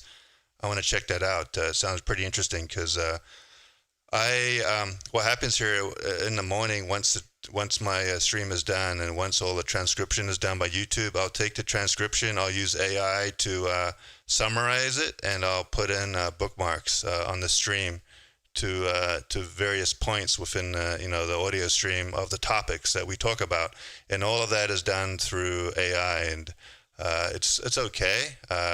We all know how ChatGPT sometimes messes up, but it does a better job than, it only takes me 5 minutes, and it does a pretty good job. But I have a feeling what you're doing is probably better, Rover. Well, it's funny, but it evolves. It's getting smarter. That's my observation there, Craig. What happened is that the first time I use it, the transcription is so weird. I have this dialect of mine, just calling CQ, and then I said, anybody copy in our dialect? I said, may kopya ba tayo dyan? And then his interpretation was that this is a Mayday call in Filipino. I said, oh my goodness, isn't that a Mayday call? But anyway, it progresses into something beautiful. So we transcribe sometimes in Filipino, in our dialect, and sometimes in any dialect. We get lots of dialects in the Philippines. It transcribes in that dialect as well. And sometimes it transcribes most of the times into English right away. And anyway, I'm going to be putting up the link there, John, the logbook.hamshackportal.com on the comments. And I'll do it right now. Hey, appreciate it, Raul. Sounds interesting. I'll check it out. Thanks for jumping in there and sounding good from Santa Rosa, like usual there. Got that G2 dialed in, sounding great. Okay, Craig. Yeah, nice to hear everybody here, and back to the group, and here just monitoring on the side. KO6DLV 7 to 3. Hey, Raul. K2 DFE. Roger. Raul here, still here. Just a quick note, Raul. I'm hoping that Mike Pappas will tune in the feed, and he can listen to his handiwork. Because I think he adjusted the controls on your 9100. Anyway, sounding good. Robert Orban would be proud. KB6GFD, and I heard a T station. Kilo 2. System has comment. The propagation is not doing good for you on that side. It's pretty light, just slightly above my noise level. But I'll be back probably. You were louder earlier, but I'll just wait. The propagation will come back, hopefully. Yeah, the cliff. Fox Echo. Delta Fox Echo. Go ahead. Kilo 2, Kilo 2, Delta Fox Echo. Just checking in. Kilo 2, Delta Fox Echo. Did I get that right? Roger. What's your call sign again? Well, you got a bunch of us out here, by the way, but I'm Whiskey Bravo 1 Germany. Whiskey Bravo 1. Germany. Golf. Whiskey Bravo 1, Germany? You got it. There you go. Roger, roger. I just read the mail here. Just didn't mean to butt in, but it sounds good here. I'm in Arizona. Over. You can butt in. That's perfectly fine. That's what we're here for. Matter of fact, hold on. We'll pull a stool out for you and pour a nice beverage. Dennis, by the way, I think the Cliff might be here. Either that or did you turn off your amp? I think the 40-meter band is playing with us. November 6th station in the group? Yeah, the short hop dropped down. Mike Sierra's here. What's the November 6th call sign? Kilo November 6, Mike Sierra. Kilo November 6th, Mike Sierra. I got it now. I've just been listening to what you're talking about and hear about a lot of audio going on there. Over.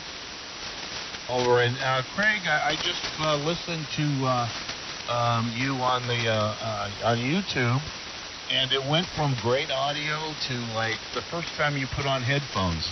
It's just amazing. That's the best I've heard on YouTube. You talking about my audio, or just the stream in general is pretty good audio. It's not the highest quality because of the latency. So I've got pretty low latency latency, which means that I have to sacrifice the quality of the stream. I can't do 4K, but it should be at least radio quality communications audio there. Over. Yeah, your audio is great, but on the stream it actually sounded so much smoother, kind of like maple syrup. I just love the sound. Yeah. As I was telling John earlier, right? The audio coming through the stream is, I don't know, it's probably at least 10, what is it, Smitty? Standard 10 kilohertz wide, right? Audio through OBS directly or something like that. So you get all of the high fidelity audio that you don't hear coming through the radio. I mean, it depends on how you're cued, but I mean, you on OBS, you might be giving us a full, 16 to 20K of audio. I mean, whether we're going to hear all that and the way you're cued, probably not. But now you sound like a feed off of a console on YouTube. I'm sure Dennis agrees. Well, that's what I was doing with the Wheatstone on what I do. I was limiting my bandwidth to 6K so that I wouldn't sound like the voice of God opposed to the receiving station.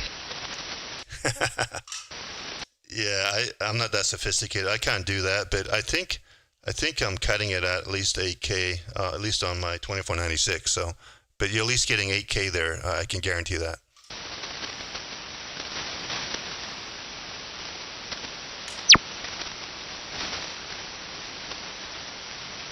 Kilo okay, X-ray we're directly 7 underneath a thunderstorm. Are you copying WA7 CCA?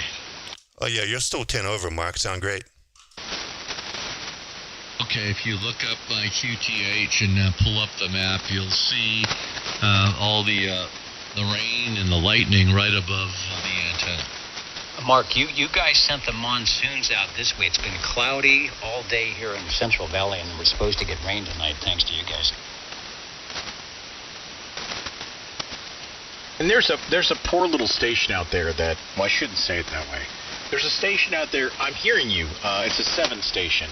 Come again real quick, let me see if I can pull you out of the noise. Try again.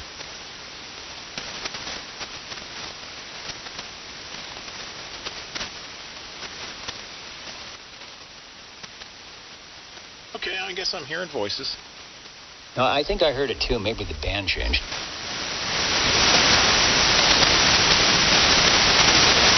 Yeah, we just had a big flash of lightning outside the window, and we're still on the air. Yeah, you've got some big cojones there, Mark, for transmitting with lightning that close to you. Did you smell the ozone when it cracked? No, but I've been in a building that got struck before. That's another conversation.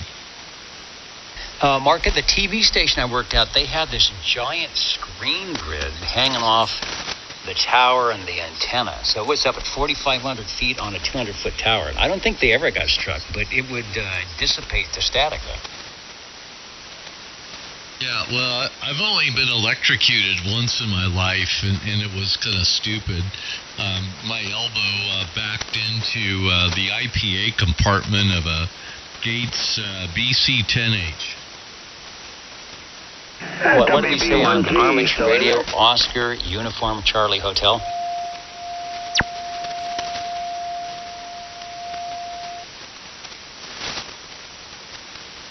WV1G K2DFE. A K2DFE, is it Jeff? Yes, it is. Hey, Jeff. Yeah, you sounded good, man. Sounded real good. You're a little off frequency, by the way, just to let you know. But, just to give you a heads up. 7199?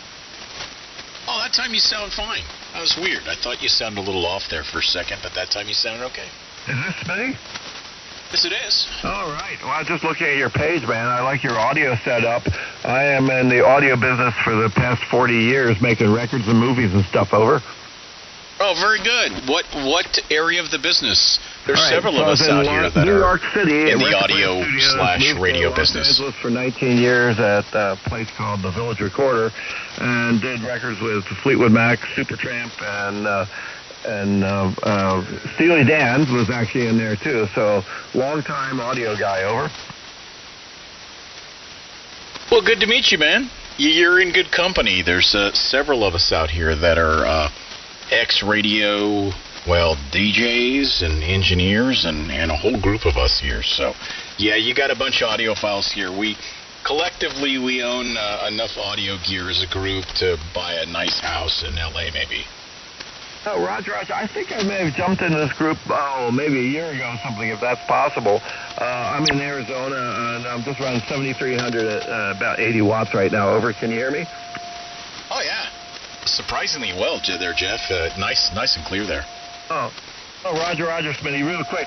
So I'm here in Arizona. I work at a recording school, an audio engineering school, and I keep...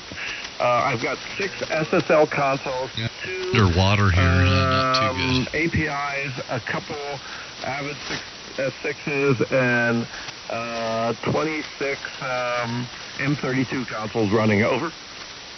Man, you just got me really, really excited with that speech there, huh? There's a few of us out here that love SSL gear. In fact, I mean, I'm not using a full-blown SSL console, but I've got a SSL DAC on the air. That's what you're listening to me through. So, happen to be a big fan of their gear. I saw your diagram there. That's very cool. Yeah, it's a very cool path. Right now, I have nothing of that hooked up in the studio control room right now where I am. My garage shares my tech bench, my recording studio, and the radio room all in one room. Over. Hey, man, you fit it in where you can, right? I've got my shack here with this modest little rack, and at any rate, man. Yeah, no, you sounded good. Good to have you out here, Jeff. How often does this group get together, over? Pretty much nightly, but it ebbs and flows a bit, and it depends. It's actually a much bigger group than just the 3 or 4 of us that are on here tonight. But Craig is kind of been the ringleader because he's running the YouTube channel. I don't know how long you've been on the air with us tonight, but you can go out to YouTube and search N6, November 6, Mike Uniform Delta on YouTube. And you'll hear the whole feed. You'll hear all of us super wide and ultra high fidelity. But yeah, at any rate, then that'll give you a good idea of what we sound like to each other. Yeah, I heard you talking about him. What's his call sign and the YouTube channel again? Over. That's simple. Go out to YouTube and look for the channel N6MUD, like N6 November 6 Mud, like I'm going 4-wheeling through the mud. November 6, Michael, what? November 6, Mike Uniform Delta. Mud, I got it. November 6, Mud. That's easier to remember. Oh, Roger. I'm going to check in. I'm going to try to check in more often with you guys. Sunday evenings usually good, over? try any evening. Just look for the wide signals, and I'll tell you what, if the YouTube channel is on the air, that's probably a pretty good sign. But yeah, just dial around. We're out here pretty regularly. I mean, you're usually out here at 40 until, well, it depends on the month and the time of the year. This time of year, we'll go into the 10 or sometimes maybe even the 11 o'clock hour. But during the winter months, it gets a little bit tougher. Hey, Smitty, thanks for getting back to me. I appreciate it letting me in the chat a little bit. And I'll say 7-3, and great to talk to you guys. K2DFE. You got it, man. Enjoy all that SSL gear. Take care, man. 7-3, WV1G. 7-3. Thanks, guys.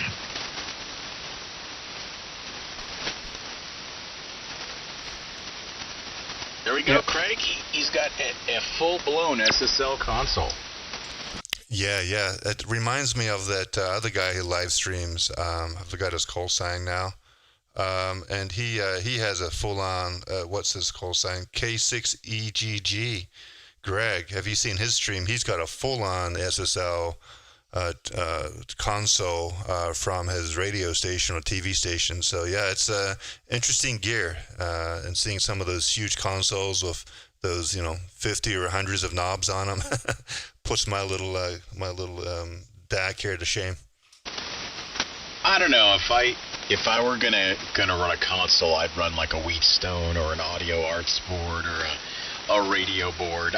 Those boards, those SSL2 or SSL boards are awesome, right, for mix down and production. But I'd love a radio board with all the blinky lights and on and off buttons and all that. Yeah, but I just don't have the room for it. It's not a matter of want. It's a matter of space. It's nice to have the routing capability. I bet. Yeah, you've got a Wheatstone, right, Dennis? No, I've got a PreSonus 32. So the audio board, and that changed the whole game and got rid of all sorts of patch cords because of the digital route. Looks like we got those clowns on 200 that have come back, or somewhere around there. Yeah, they're there. They're definitely there, but just ignoring them. But yeah, Dennis, the cliff is here, man. You're a tough copy, but I got you on the SDR, so you're still there. You're worth leaning in to hear a little bit. Yeah, you're still S9 with the big flange thing, but you're sounding good on the audio stream. But the short hop dumped about 20 minutes ago. KB6GFD.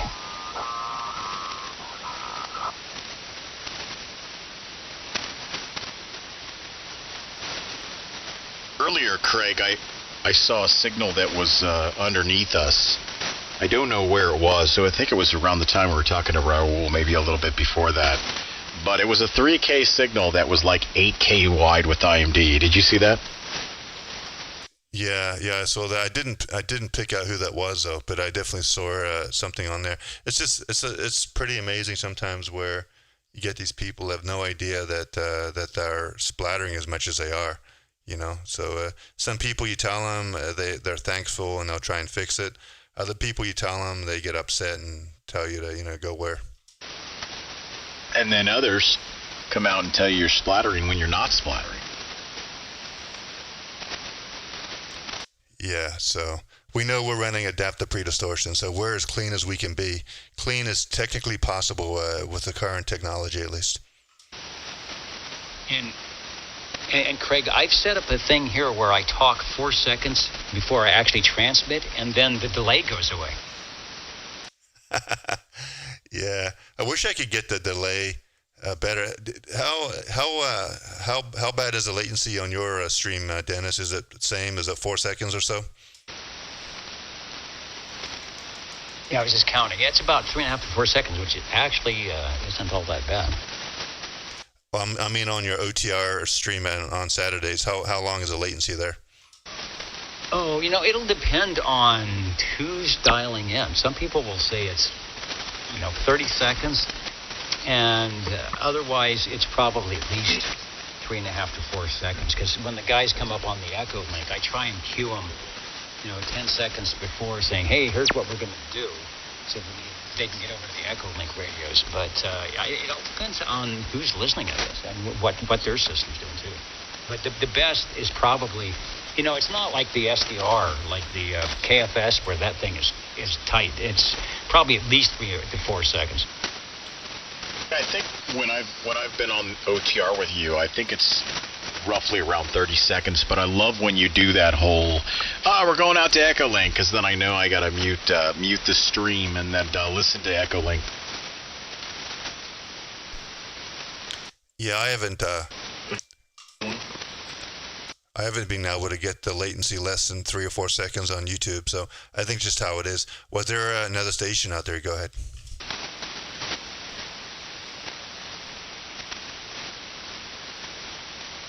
I guess not.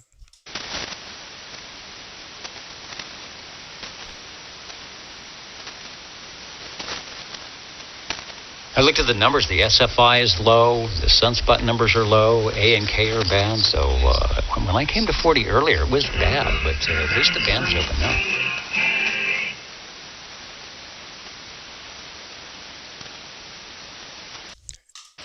Yeah, I don't know if we're approaching the cliff, Dennis, but you just bumped up to over 20 over, so interesting band conditions. You came this way up. Yeah, well, you know what that means. Yeah, you're. I don't have the AIP on. You're 30 over. Hail from the furthest reaches of Central Texas, K7 ZEQ. Texas ZEQ. Good evening. Hello. Good evening. I can barely hear y'all because I have static over here, but I mean, y'all are coming in like 10, 15 over, so pretty good. Not too bad. It's New Mexico's fault you got all that static right now. What's the call? Kilowatt 7 Zulu Golf Quebec K7 ZGQ. I heard you earlier. I tried to pick you up a little earlier, and maybe you didn't hear me during the static crash, but hello, Texas. Yeah, I got so many bad static crashes, I don't even know what's going on. I'm just trying to test my little amplifier and see what it's doing. It's behaving okay, but that's because I'm pushing it a little too hard.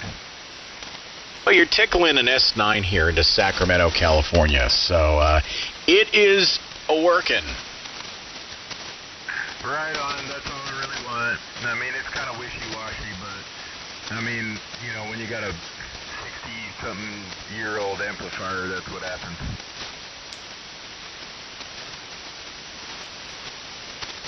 How much power are you putting out? Legal limit? No, it's just a little SB200. It's probably doing about 650-ish or something.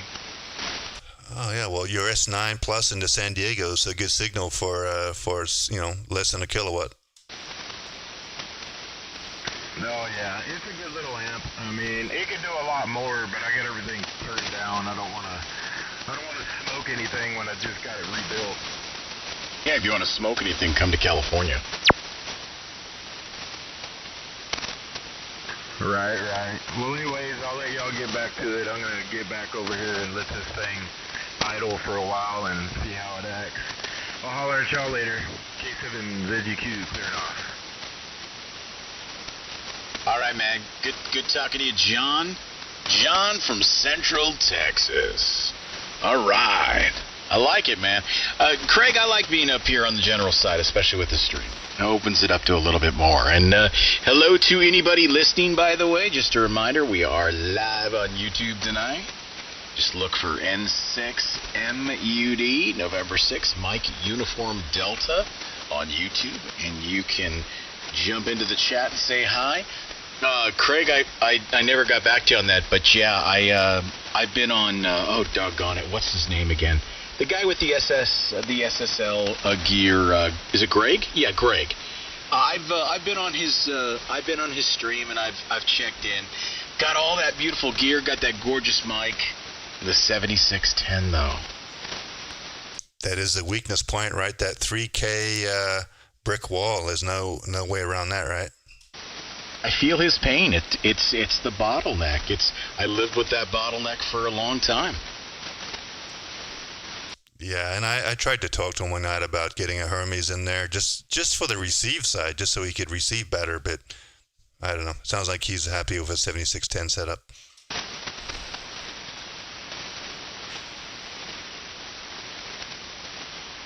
Well, I think there's two camps. I think there's, and I respect it, but the Icom fanboyhood, there's that, right? And then there's also the whole physicality of a radio on the desk, for example. So I get it. I just more than anything, I would love for Icom to experiment a little bit and give you a way to hack it. That'd be so much fun, and it would really it would make those Icoms as popular as Zeus when it comes to being able to stretch the wings a tiny bit, at least 4. I'm surprised somebody hasn't figured out some mod they could do. Well, there was a mod on the 7300, the first version, where I think you can lift something on the board, but it's a physical mod. You gotta go in and solder and want to say lift a resistor or something like that. Some component has to be lifted, and it's not a popular mod because you can intercourse things up pretty quick. Remember, no user serviceable parts inside? Oh, yeah. Yeah, it's an Icom thing. It's a Japanese thing, because I guess in Japan it's illegal to have anything over a certain bandwidth. I think it's like 2.9 or whatever. So they take those Japanese rules and they apply them to every radio, and then they just alter the frequencies, of each band for each country. So I don't think they're ever going to make any radios that go up beyond 3 kilohertz, unfortunately. So at least that's what I've been told. Isn't Yaesu a Japanese company too, or am I off? They are, but they don't they don't apply the rules the same way as Icom, by the sounds of it. Like that TTBF modification on the Yaesu, that's really for service capability, I guess, if you're servicing a radio. I don't think they intended on that being used by a bunch of operators. There's 2 words that you've got to be careful when you're talking around the hams. One of them is ESSB, and the other is CB. Over.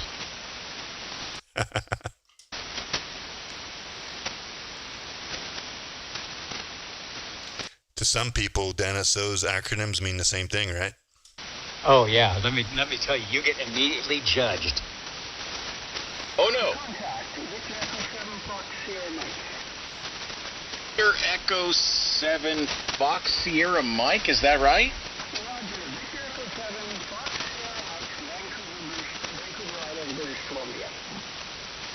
All right. Let's see. This is it Jan? Is that right? Do we have it right? India Alpha November.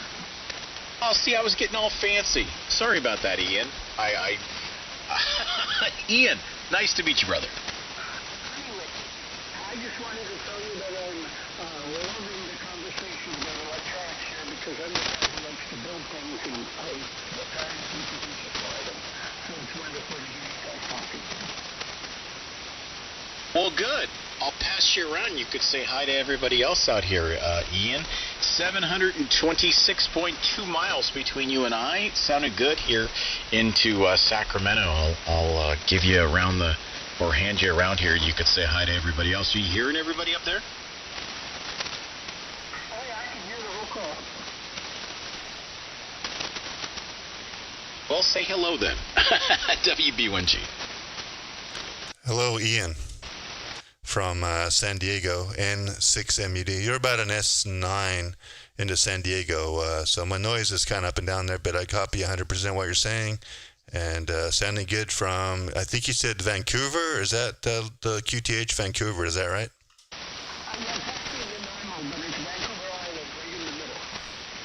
Yeah, I'm familiar. I've been there to the Burchett Gardens.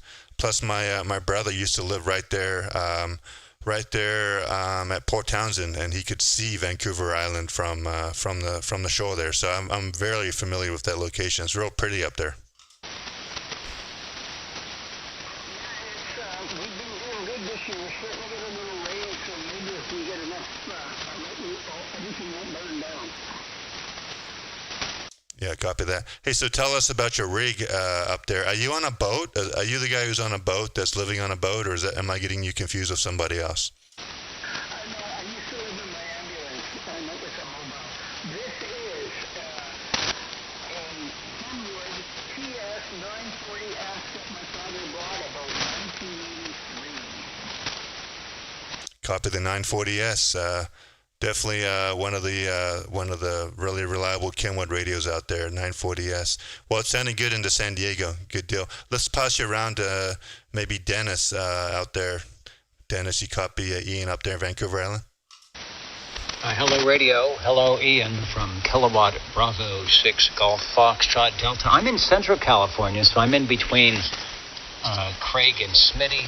And you're sounding good here at S9. Thanks for jumping in. Over. Well, you guys are doing fantastic here. I just threw up I cut a T500 into in half to see what would happen, and it's doing great. Okay, Kilowatt Bravo 6 Foxtrot Delta? That's Kilo Bravo 6 Golf Foxtrot Delta. Greasy fried donuts. Over.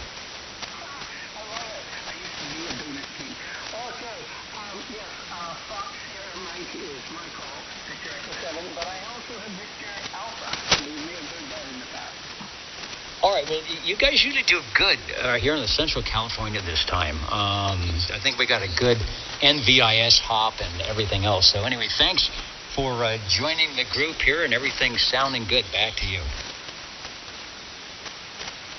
Well, I'll just be sitting on the side and listening to it because I learn twice as much than I can talk. So thank you very much. Hey, by the way, if you are interested, and maybe this is how you found us, but if you want to hear how you sound in San Diego, you can go to N6MUD and November 6th Mike Uniform Delta on YouTube, and you can watch the playback. You're at the how this is getting long. I'm looking here how long we've been on the air, but yeah, you can check it out, and you can hear yourself and hear how you're being received. And by the way, hello to the 21 folks that are with us tonight listening. Break. You've got it, Break. Go for it. Roger. November 7th, Bravo Echo Romeo, Washington State, Vancouver City, 15 miles north of Portland, Oregon. I recognize you. Come with the call again, if you don't mind. November 7th, Bravo Echo Romeo, Vladimir. November 7th, Bravo Echo Radio. It's my buddy Vlad. I knew it was you, Vlad. How you doing, man? I'm doing awesome. I just came from the park. I've been in the park with my friend making barbecue and stuff like that. But I had my radio, like a first experience on 100 watts on a simple antenna. It was amazing because the noise level is 0. You can actually copy any station coming about 2233, but it seems to be they are actually sounds like a 5.9. Well, you're sounding good and strong down here, Vlad. Yeah, Craig, Vlad been jumping in here on several occasions. Vlad, I don't know if you've ever talked to Craig before. He's a regular out here, but he's been out of the country for 6+ weeks or so. So, at any rate, good to hear you coming in there, man. Nice and strong tonight into Sacramento. I'm not paying attention to the meter, but, I mean, you're definitely S9+. You're good and loud. And what were you barbecuing? Just the chicken and a little bit of the beef. But I like kind of quickly set up like a beef and chicken, that kind of stuff. What kind of beef? You got to get more specific with the beef there. I'm not sure about specific, like a line, whatever the expensive stuff. I don't know. My wife does that. All I did is just stay at the barbecue with how do they call it? The steaks, whatever, the stainless steel, like a skewer. I guess it's a skewer. Oh, your kebabs. Yeah, like a shish kebab, or whatever we call it in Russia, shashlik. Yeah, you got it. That, whatever you just said, kebabs, shish kebabs. Yeah, you probably had some kind of a cube steak on there, but oh man, that sounds delicious. Man, I'm not even hungry, but oh man, I could chow down on that. Yeah, in the park when the forest and the good nature, you're always hungry. Yeah, you know what? You just kind of enjoy the view and stuff like that. But the thing is, I had the radio with me, and I tried to talk to a different station, and believe it or not, on 100 watt I got a lot of QSO. Well, yeah, and the zero noise floor had to have been wonderful. Oh yeah, that was actually my first experience. It's unbelievably good. I kind of like it. Maybe I can do more time from the park.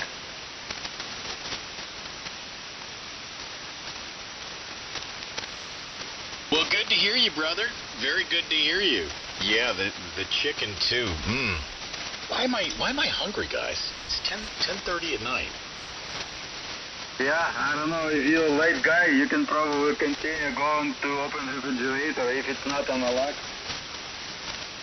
You know, I'm having so much fun with the stream back online tonight, and with Craig back in the U.S., I'm ignoring the fact that I have an early morning conference call, but I'm gonna keep pushing through for right now. But I might be the first to tap out. I'm just warning all you guys.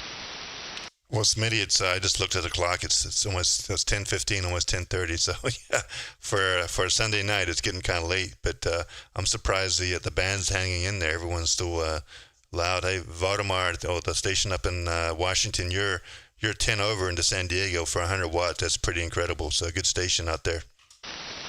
No. I was talking about I was working on 100 watt radio in the park when I was meeting with my friend. But now I'm at home with my the 400 watt actually and different antenna. Okay, well, even with 400 watts at 10 over 9, sounding good into San Diego, right down by the Mexico border. I'm about 20 miles north of Mexico border.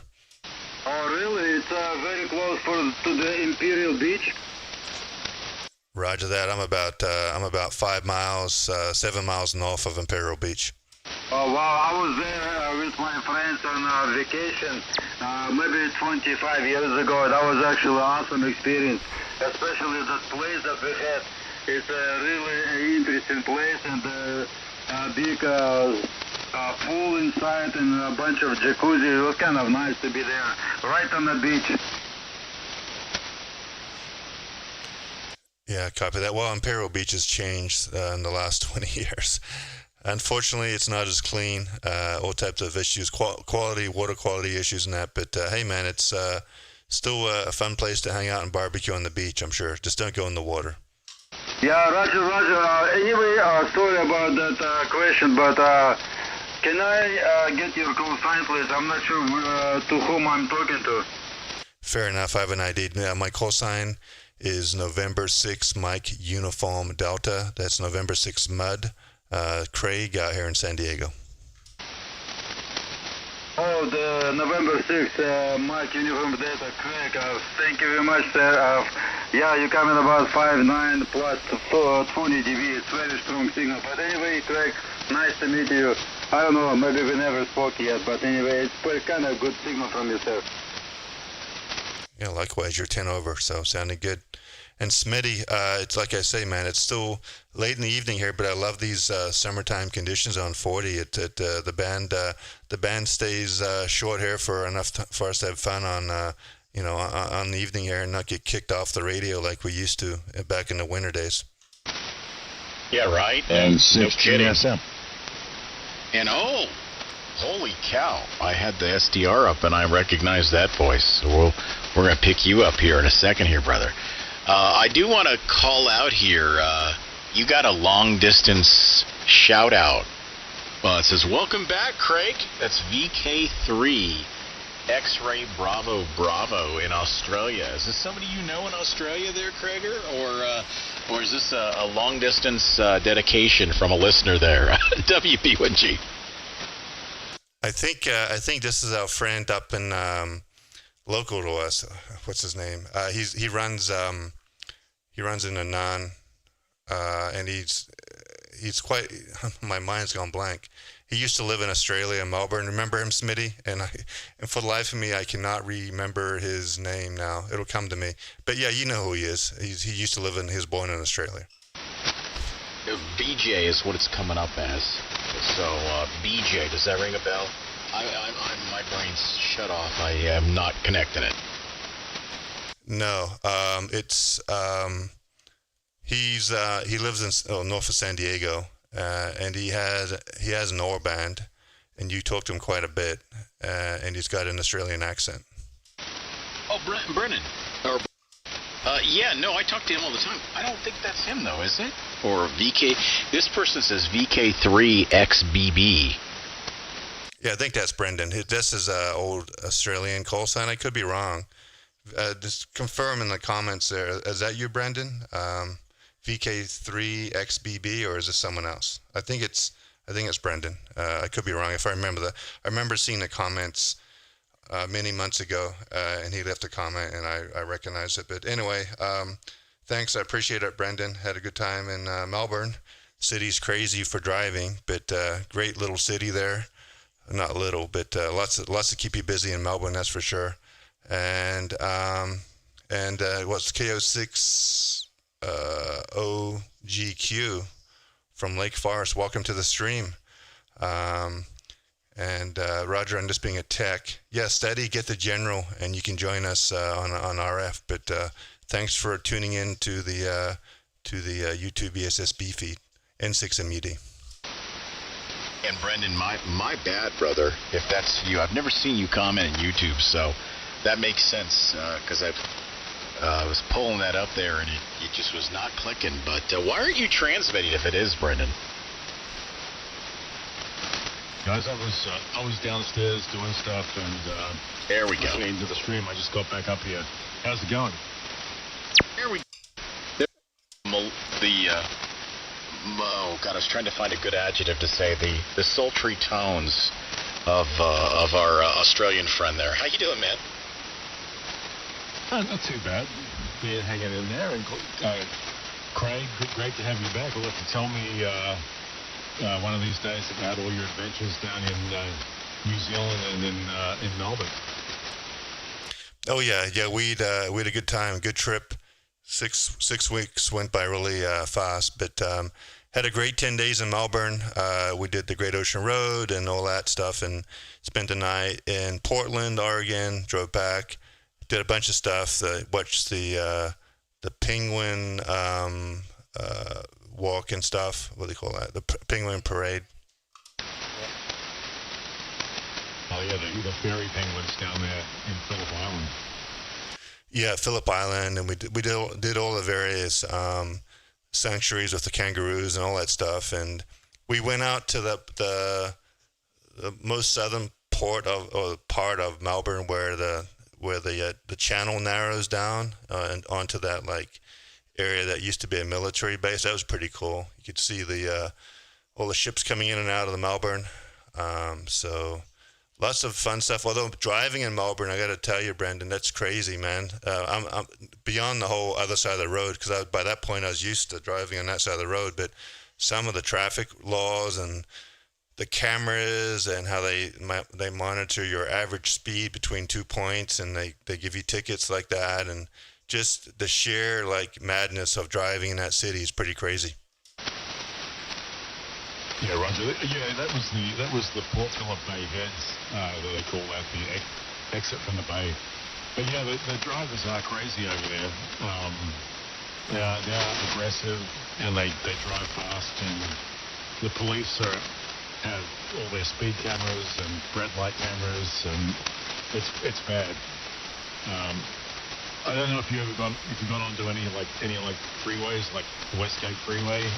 When they meter you on.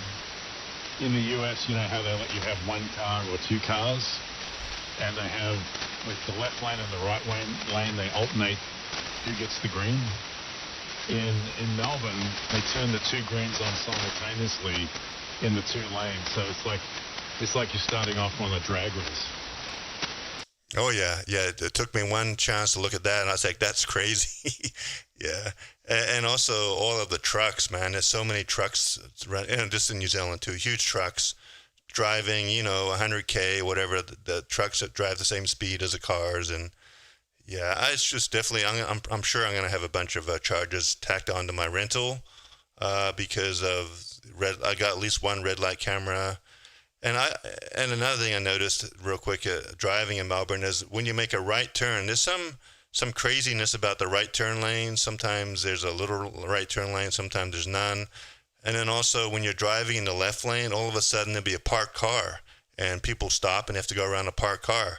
I think that's ridiculous. I mean, I can't imagine that ever working in the U.S. like that, where the left lane on a street can be used for driving, but it also can be used for parking cars. Yeah, that's right. Did you have to do a hook turn in the city? Roger, yeah, that scared the crap out of me. When I first tried to do that, I got so confused. Wait, what kind of turn? A hook turn. All right, well, that's great. I'll send you I have a humorous link from a TV show from some years ago about those hook turns in Melbourne. If you want to turn right, you have to turn left. It's crazy. Yes, Mitty. I didn't know where to go. I wanted to make a right-hand turn. I was on the right-hand lane. Wanted to make a right-hand turn because keep in mind, right, we're on the other side of the road. And then I had to make a left-hand turn left in order to turn right. It's very, very bizarre. Yes, hey, Smitty. Yeah. So, if you imagine you're going to be doing a left-hand turn in the US, right? You're going along maybe a 2 or 3 lane road, and you come up to the intersection. Normally, you pull into the left-hand turn lane and you get an arrow or something. In certain intersections in the city, because of the trams that are running through the city, instead of going to the left lane, you go to the far right lane. I'm switching this over so it's easier to understand. You go to the far right lane, and then you drive into the intersection, staying on the right, until the light changes, and then you turn left like a big square around the outside of the intersection. That's what a hook turn is. Yeah, that sounds like suicide. Sorry, I'm just gonna say it.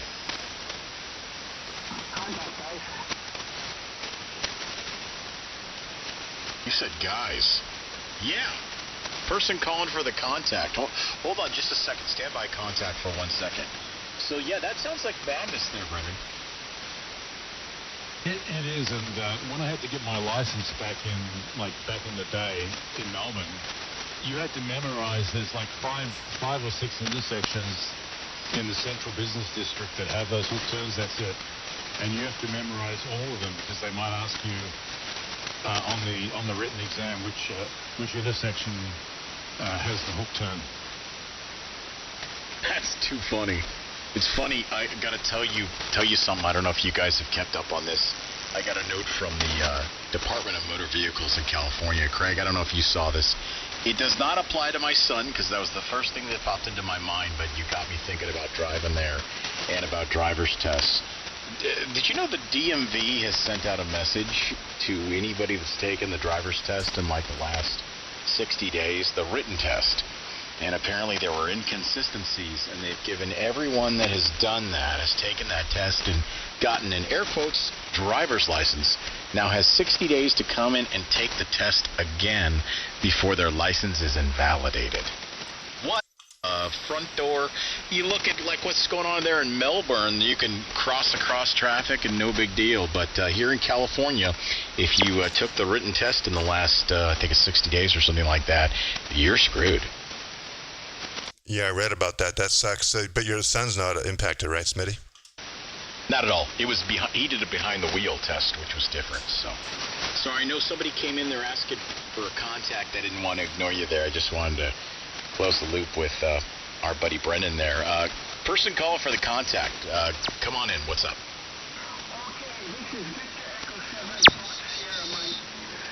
At 100 watts, and I just had to try to talk to Brendan because I don't get to Australia too often on this little video. Well, he's not in Australia, but I'll let you talk to him. Go ahead. Oh, I'm sorry. Well, I was going to tell him about our traffic in Canada. We've got Gardner Express expressway in Toronto. It's only 6 lanes, but it's covered in snow, too.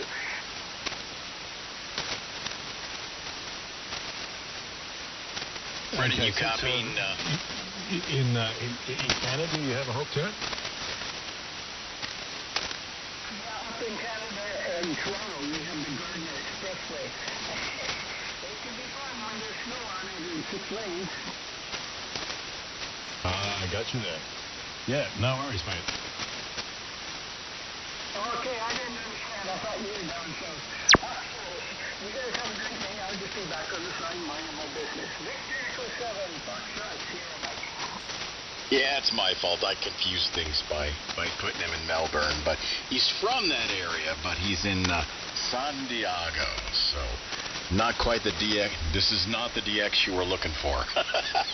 It's all right, though. We don't mind you jumping back in. WB1G, Sacramento. Yeah, they a lot of the times on 20 meters when I'm on there, they'll say that that VK6 station standby. Yep, I bet you get a lot of activity on 20, right? Roger. Oh my gosh, I forgot to pick up Scott. I'm such a jerk. He threw his call out earlier, and we're so, diving in here.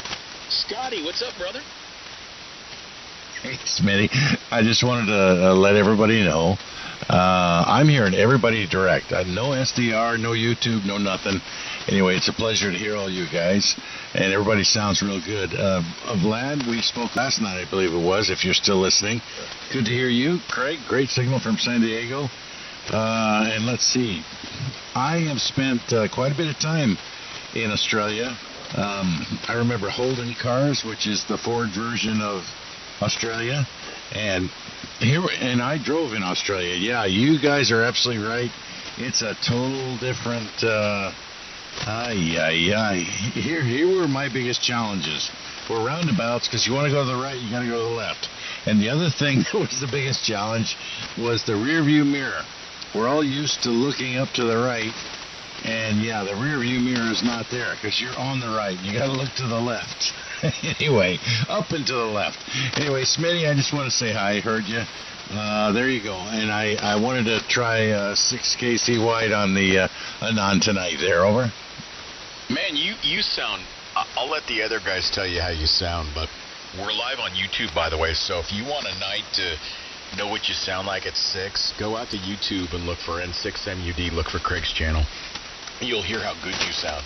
You sound exceptionally good, man. Great audio, nice balance, by the way. Very, very solid and very loud as always up here. But at first when you threw the call out, I didn't even recognize because you were 6K and man, who is this block of cheese bright signal that I'm hearing? And sure as heck, you just jump right past that and I completely forgot to pick you up. But no, man, stay for a while. Stay in here. I'll hand you around, by the way.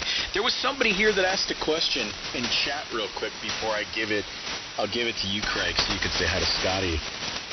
But I think it was Sam Michael 327 asked how far we've talked on 40. I think I saw that question in here at some point.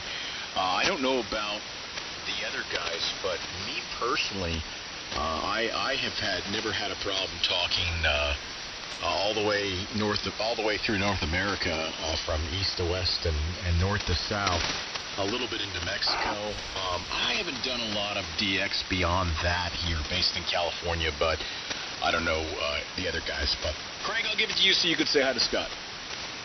Yeah, hey Scott, good evening. I didn't recognize the call center or the voice there. Sounding really good at 6 wide, and you're strong into my station, at least 10 to 15 over 9 into San Diego. Good signal. And the longest I've spoken to on 40 is South Africa. There's a guy down on the extra portion. I forgot his name now, but he's on there quite regularly.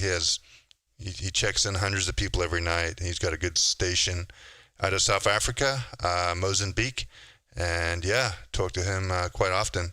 But he's only usually doing that on the extra portion. So, but there's this time of the night usually maybe a bit earlier, but South Africa booms in on 40 meters. So, but anyway, welcome to the frequency, Scott. I haven't talked to you for a long time, and good hearing you on. And that that radio is sounding great. I've never heard you at 6, so what a nice surprise. Okay, Craig. Very good. Thank you so much. This is now Studio B. I normally operate a FTDX 101, driving a Mercury up to a 40-meter dipole at about 52 feet. And now I have developed Studio B, which is in the house, by the way, in the air conditioning. Really enjoying that. And same antenna, but this is an Anan driving a new Mercury 3. And about a little over 1,000 watts, something like that. But anyway, I appreciate all the kind comments, guys. I just worked Bill tonight in Mozambique. He was very, he wasn't in there very long. I think he only worked 2 or 3 people. But anyway, yeah, I enjoy working Bill. He's a nice guy. He's a super guy, as a matter of fact. And I've been working with him off and on for years. But I tried this morning, I guess it was Long Path. He was hearing me, but I was having a hard time hearing him. By the time it came around, I was hearing him, and then by the time it came around to me, I was just having a hard time pulling him out. But he gave me a 5.7 this morning, so that would have been my first time had I been successful working him in the morning. But in the evening time, it's always fun. Anyway, Smitty, I guess it goes over to you. And Craig, thanks for the comments, by the way. You guys all sound great. I gotta say, my original motivation with the Anan was not to go 6KC wide. What I wanted to do was play with SDR transceivers, and man, am I having fun. You guys all look good on the pen adapter and sound good through the speakers, and having lots and lots of fun. Smitty, no problem on forgetting about me. It's in indelible ink on the paper. Just kidding. WB1G, back over to you. November 6th, Juliet, Sierra Mike. It's just great hearing you with that fidelity. You know, I'm so used to hearing you on 208 and ragchewing with you there, and obviously that's not the right forum for 6K. But yeah, so the radio's sounding great, man. I could tell you've spent a little time on that, and it's good and balanced. Sounds really solid, and yeah, definitely a win. And it's funny, right after I let go of the key, Krager, and you took it over, and you said South Africa, I was like, Bill. Yeah. I forgot about Bill. He's got a massive beam, though, right, guys? Doesn't he have a big tower and a big beam? I mean, he's got a lot of metal in the air, if I remember correctly. Yeah. A tower and a 40-meter beam pointed at you. Over. And plus, he's got 2 stations, right? He's got Station A and Station B, and they both have some major antennas behind them. I mean, you think about it. That guy can talk anywhere in the world. And I think it was you, Scott. You said, I don't know, short or long path? I mean, it's either or at that point, right? I don't know. Depends on where he's pointing.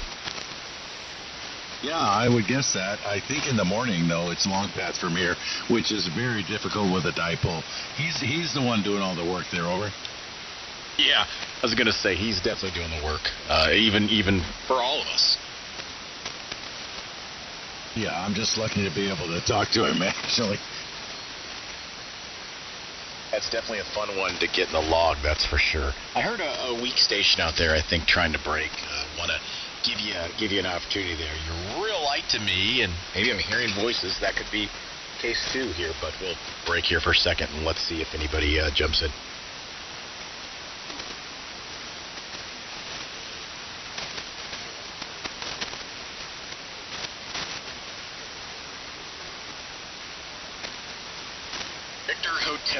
Okay, hold on here.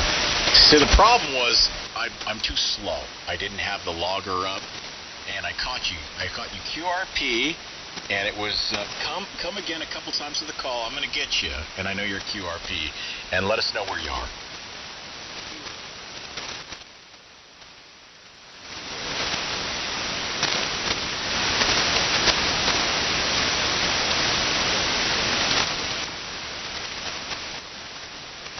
Okay, Ryan, we got you there. Give me a QSL if I've got this right. Kilo X-ray 7 VHF, very high frequency. QSL?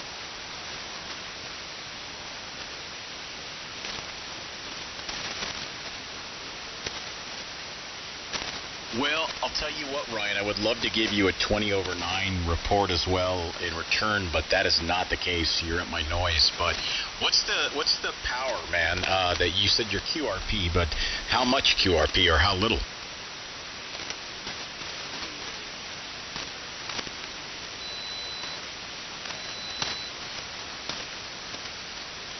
A long wire, and was that 10 watts? 10 watts QSO?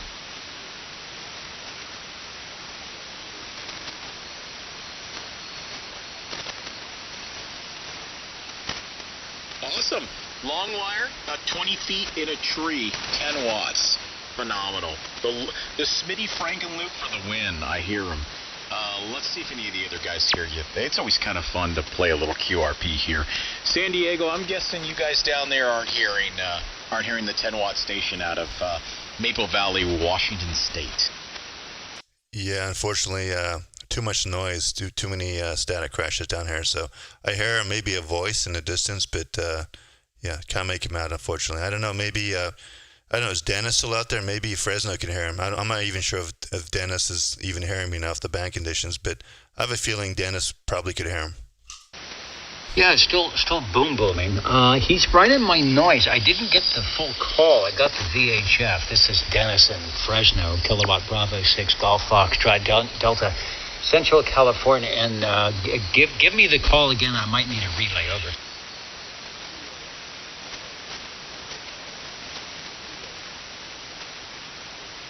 Let me know if you need a relay. He's light to me. All right, yeah, I had Kilo Oscar, but it's Kilo X-Ray 7. All right, well, good deal on 9.99 watts and a wire. Don't you love it? And you won't get a bill at the end of the month for talking to anybody. Over.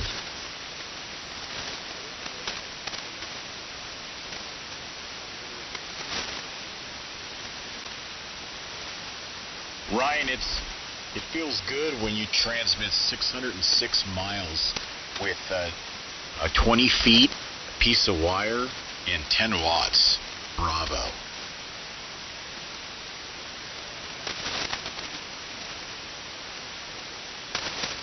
You as well, man. Enjoy it. You have a good night as well. WB1G Sacramento.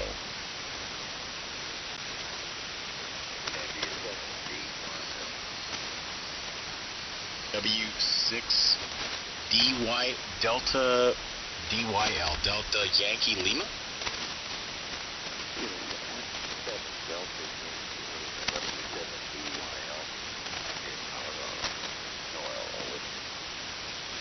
Okay, I'm still having a partial on the call. Sorry about that. Was it Whiskey 7 DYL? Yeah, pre-Texas Whiskey 7 DYL. Go ahead. Yeah, I think I got it that time. Florence, Colorado. They're Doyle. Do we got it right? You better tell. You guys sound good out here in Colorado because I got noise on my receiver, but you're coming through it. Over. Fantastic. Yeah, you're real loud here. 5.9. Good clear copy here in Northern California, Sacramento. The band is definitely stretching out. So, but you're sounding good here for sure. Let's see, where's Florence? Are you on the western side of the state? Like the west of the Rockies? No, we're on the east side of the Rockies, 35 miles south of Pine Creek, 35 miles south of Pine Creek. Across the highway, maximum Federal Max prison. Over. Federal Max Prison. Oh, very cool. I hear people are dying to get out of there. Sorry.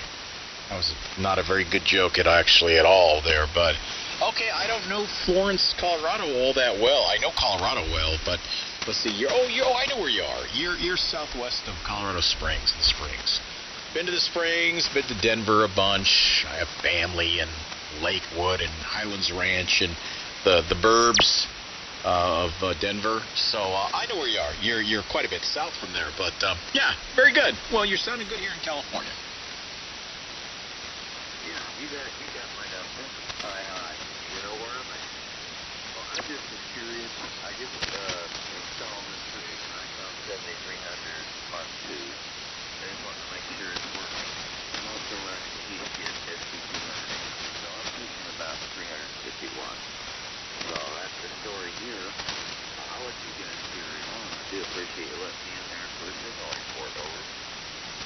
Hey, I'll give you a nice, strong S9 on that MK2. How do you like that MK2? Are you happy with it so far? Yes, I am.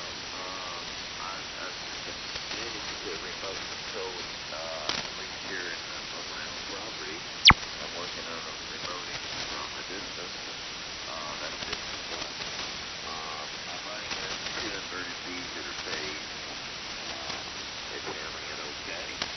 I just retired my Kenwood 590. It was retired, yes. Good rig too. But I want to come back remote easily over. Very good. Well, thanks for jumping in to say hello. I'll pass you around to the guys here. Sorry, I'm being long in the tooth and I'm taking too much time here on the air. But I'll pass you around and you can say hi to everybody and see who hears Florence, Colorado. This is WB1G, Sacramento.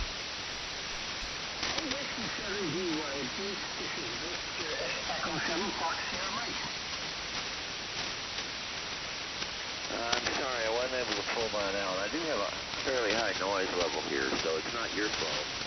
We're just having trouble hearing through the noise, over. I'm sorry you can't hear me too well. Maybe one of the guys will tell you you're getting in real strong at the Vancouver Island. Victor Echo 7 Fox Sierra Mike. A relay there for you. That's Vancouver Island in British Columbia. I was trying to reach out to you there. Here, give me a second. I'll bring the logger up here. That was VE7 Fox Sierra Mike that was trying to. Ian was trying to say hi to you there from BC. Okay, yeah, I can hear Chuck's voice. But I can pull a syllable or two out before the noise overtakes it. But I think you're doing pretty good for Vancouver Island, over. Acting as relay here. Yep, you got it. That's him. So, all right. Well, I'll hand you around here, see if anyone else wants to say hi to you there. And there's actually a pretty good question in the chat real quick here, and then I'm gonna stop transmitting. Actually, I think I'm gonna call it a night here too because I got an early call. I'm just having so much fun. But user at Kilo X Delta on YouTube. On the N6MUD YouTube channel asks, what radios let you transmit 6K single sideband? That is a good question, and there are many of them that do. The ones that a couple of us are on tonight are on an Apache Labs Anan radio, ANAN. Sorry, lost the count there. There is a brick SDR that you can buy that does that. Flex radios will allow you to transmit 6K audio as well. Craig, what am I missing? What other radios? Yeah, there's some of the older Kenwood 950 SDX radios that go out wider. SDR radios, really, most of them are going to be SDR radios. So just like you said, there's MIDI. The radios without knobs, the computer-based radios, are the ones that you want to stick to for ESSB. Hermes Lite 2 is the most popular one for the money. You can get a Hermes Lite 2 radio kit, build it yourself. There's no actual soldering. You just plug in the boards into the case, and you've got a 5-watt transmitter there that'll do 6 kilohertz wide for, I don't know, $350. So I think that's the most common one. Apart from the Anans and that we're talking on. The key word is let you. Let you. So there are other radios, dude, you can do it. You can do it on other radios, but they don't exactly let you do it without some pain. Yes. No truer words. The Kenwood 950 SDX that Craig referenced, that one is I wouldn't say they let you. You gotta get in there and brute force it. but the Anans, Flexes, Bricks, thank you, Craig. The Hermes Lite 2, those will all get you an open TX filter and let you experiment. And some of these SDR softwares, you heard us mention Thetis, which a bunch of us are running right now. There's another one called Zeus. And these ones, at any rate, they give you a lot of control of the audio as well. So Some of us are running full rack of gear, and others of us run just completely the audio chain in Zeus or in Thetis. So there's a ton of versatility. And, again, folks that don't understand why we do it, it's when you listen to YouTube or when you have a radio where you can open up the RX filter and actually hear all 6. You're like, oh, I get it. These guys sound like they're talking on AM radio. What's the one that James has, some type of a brick or something? Yeah, the brick STR. I think is it a German radio? Yeah, I think it is. And for the SWL, just bypassing the small speaker that comes, supplied with your radio, sometimes using headphones on your radio or your receiver, even if it's a Radio Shack DX160, using headphones and bypassing the speaker sometimes will let you hear the extra fidelity, even if you're not listening on the 4 or 5 or 6K. Yeah, roger that. KXD asked a follow-up question here in chat. Says, yeah, looks like my FT710 caps out at 3K. I think, Craig, I know Jeff will know this answer, but doesn't the FT710, can't you get into that mode where you can transmit 4? Mr. KXD, I don't know what to call you, by the way, the guy in the chat here. You may be able to do 4K right now.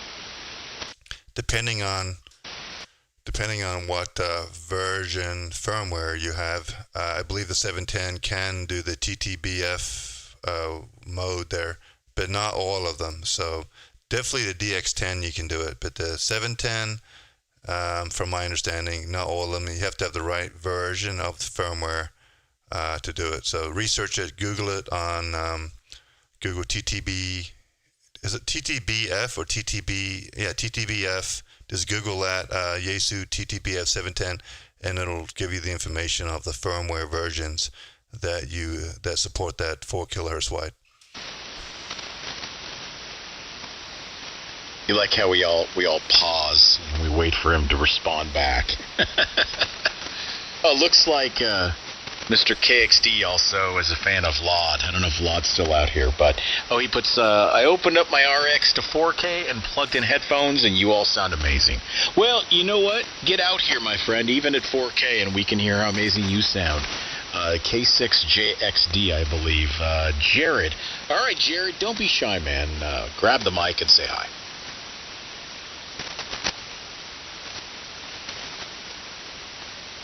Yeah, where's he at? Is he West Coast? I'm not sure. Well, he's a K6, so I'm guessing West. I'll look him up here in a second. But Dennis, you like it? I'm playing the role of the OTR radio host, but here on Sunday nights on ESSB and YouTube. Well, it's good. I just think it's great that people just randomly come by and tune in. This is truly like a theater of radio. What do they call it? Avant-garde, where you can become part of the show.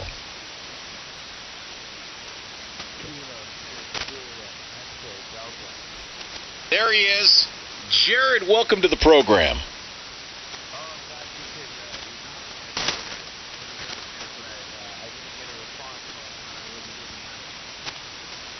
You are getting out. You are 5'9" and sounding just fine into Sacramento. You're out down there in like Santa Clarita area, or maybe not Santa Clarita, south of the Grapevine, right? Yeah, I'm very close to Santa Clarita.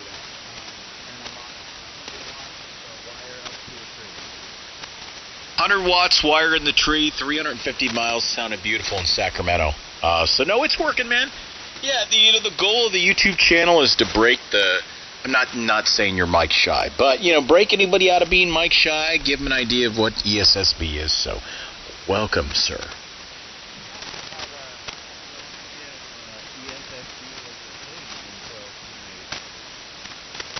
There we go, Craig. You know what? Did you hear him, or is he too close to you? He said he had no idea ESSB was a thing until tonight. That's the whole reason Craig did the stream. Typically, folks will come out and get angry at us because they don't understand what ESSB is, and they'll be like, you guys are splattering. Do you realize how wide you are? And that's normally the rhetoric we hear. But when we're running the stream, it gives us the ability to say, no, go to YouTube. You'll understand more. So, man, well, good. Welcome to the ESSB crew here.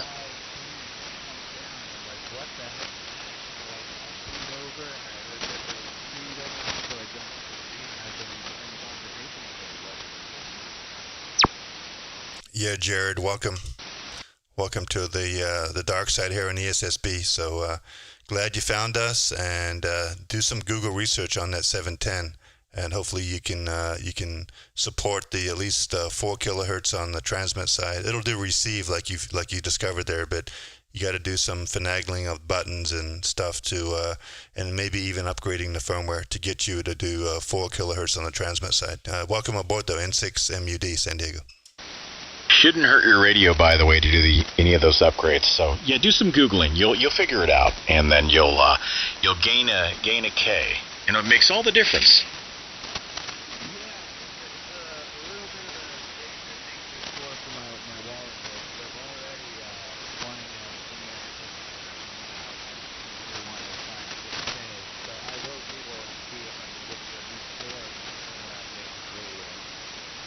Wow, Jared's really loud here in Fresno. That's very unusual for Van Nuys at this time of night.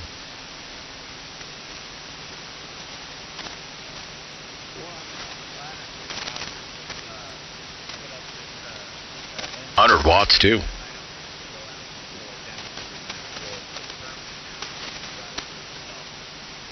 Yeah, it's doing great. This is Dennis here in Fresno, Kilowatt Bravo 6 Golf Foxtrot Delta.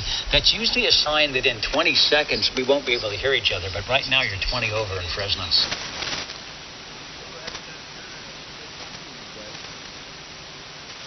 Yeah, the wire works well. Who would have thunk?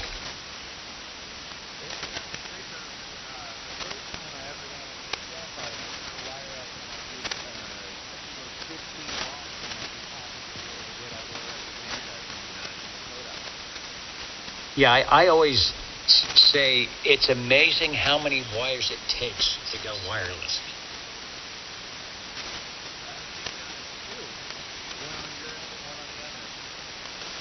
All right, but anyway, welcome. Thanks for plugging in the headphones, and now you're hooked. KB6GFD.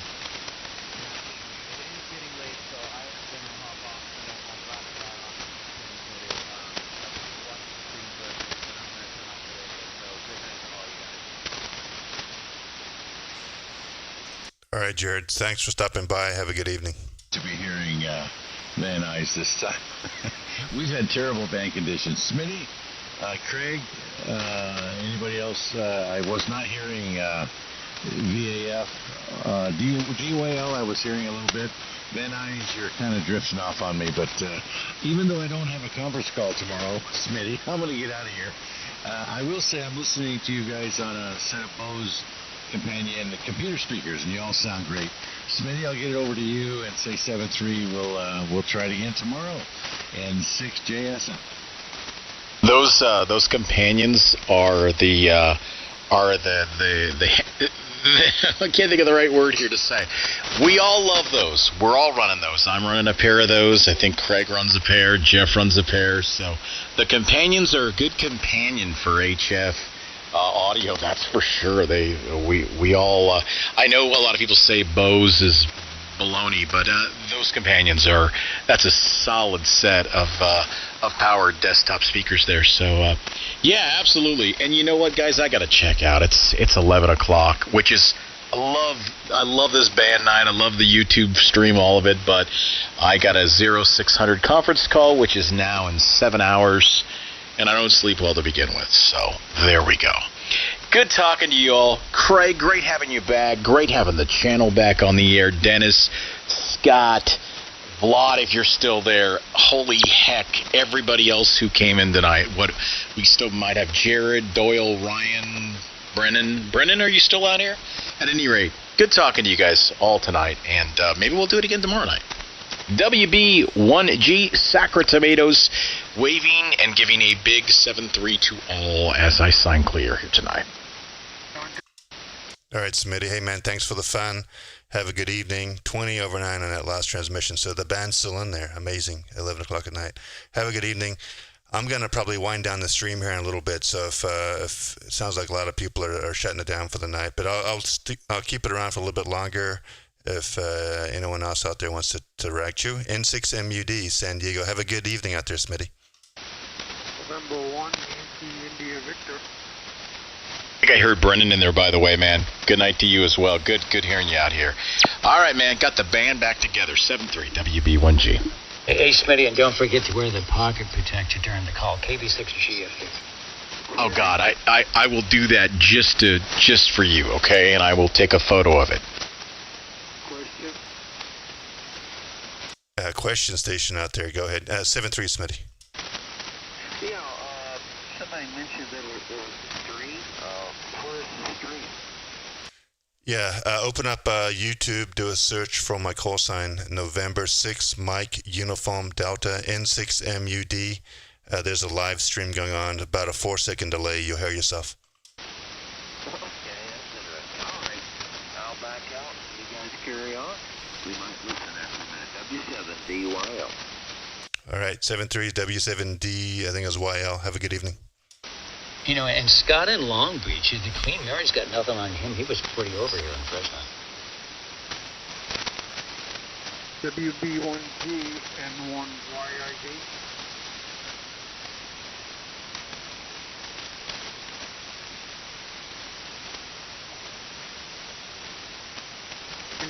Here in California, copy, November 1, Yankee, India, Victor.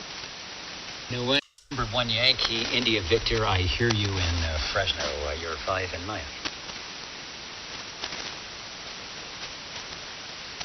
November 1, India. Taking you off, November 1, India, Victoria. Old Orchard B3, over.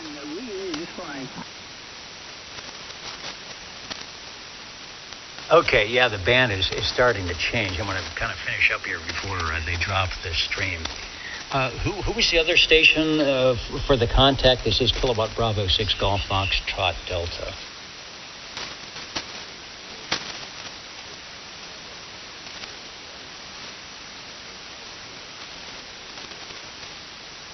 Yeah, Kilo Golf 6 Papa Hotel Sierra. We still have some short skip.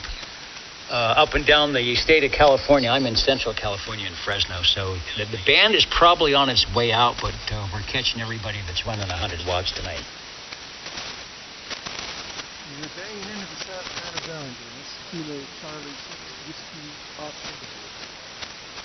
Quite a few stations out in the distance there, Dennis, this evening right now. Interesting conditions. Yeah, there's like 3 or 4. So the terror of Colorado Boulevard in Pasadena, you're sounding good. Let me stand by, see if anybody's jumping on the stream. And Craig, I know you were tempted to put another quarter in the slot, but don't do it. Over. Yeah, copy that. Stations out there, is there any station out there that's East Coast that wants to get in on the stream? I heard a couple stations on East Coast. I don't know if you can still hear us, but East Coast stations, go ahead. Yeah, November 1, Yankee, India, Victoria. Name's Greg. I'm in Old Orchard Beach, Maine. Over. Yeah, Greg, 100% Q5 copy, sounding good into San Diego. Quite interesting conditions, but yeah, from Maine to San Diego, good solid S9 signal. Yeah, very good. I get through about the same, but I got a lot of static down there in North Carolina. And then there's some up from the Great Lakes. But what's the call there, over? Yeah, the call sign's November 6 Mike Uniform Delta N6MUD San Diego. And by the way, if you want to listen to yourself live on the stream, open up YouTube and type in my call sign. You could hear yourself. Sound pretty good. Sound clear. Yeah, very good, Craig. Yeah, I got a pretty good copy on you. Probably 5.8, 5.9, but man, I got a lot of static going on over here on the East Coast. Over. Copy that. Hey, Dennis, let's see if he can hear you out there on the East Coast. Take a turn. N6MUD.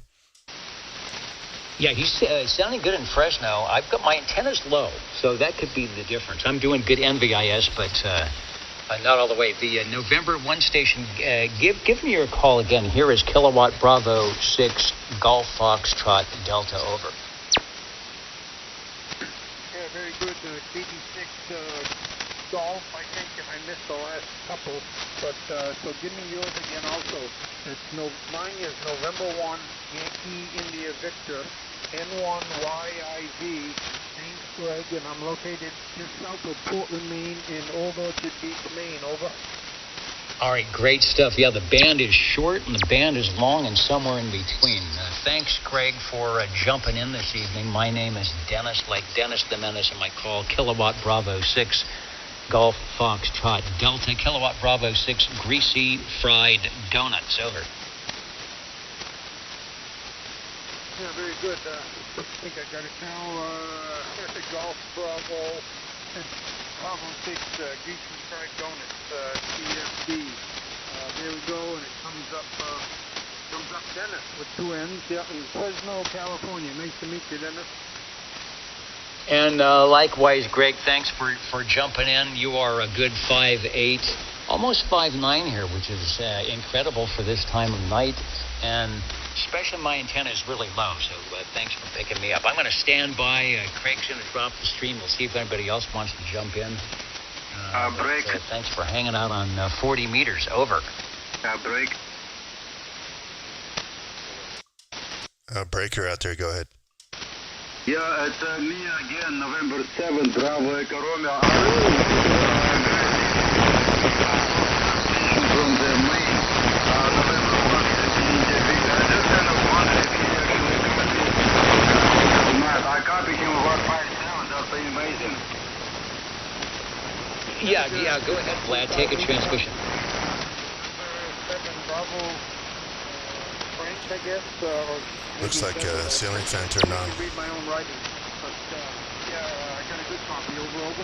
Roger, you come at 5'7", Greg, November 1, Yankee India Victor, this is November 7, Bravo Echo Romeo, we actually talk on a 20-meter band, Diversity for the win. imagine, like on a 40-meter band, we never spoke on a 40-meter. Thank you very much, sir, that you give me a signal. What about 5'7" also? 5'7" or 5'8", doing pretty good because I got a lot of static patches. Over. Yeah, Roger, thank you very much, sir, for that signal report. Anyhow, Greg, have a good evening and have a 73, sir. Thank you guys that let me talk to the guy. Yeah, very good, Vladimir. Yeah, we just got back 2 weeks ago from Vancouver, British Columbia. We were up there in Alaska. Over. Yeah, awesome.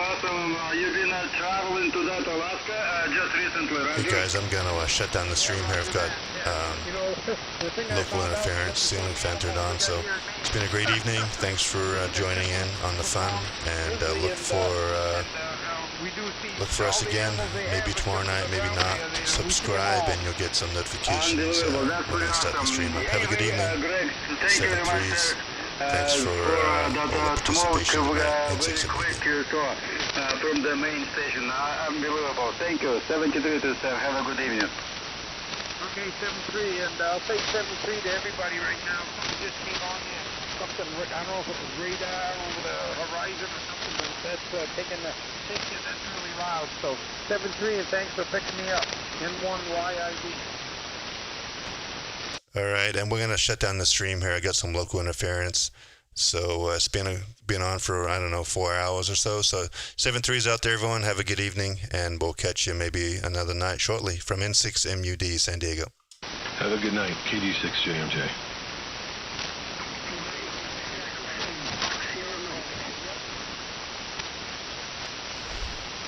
Tonight, November 1, Yankee India Victor. I guess you're strength on down here in San Diego, by the way. You still Craig and everybody.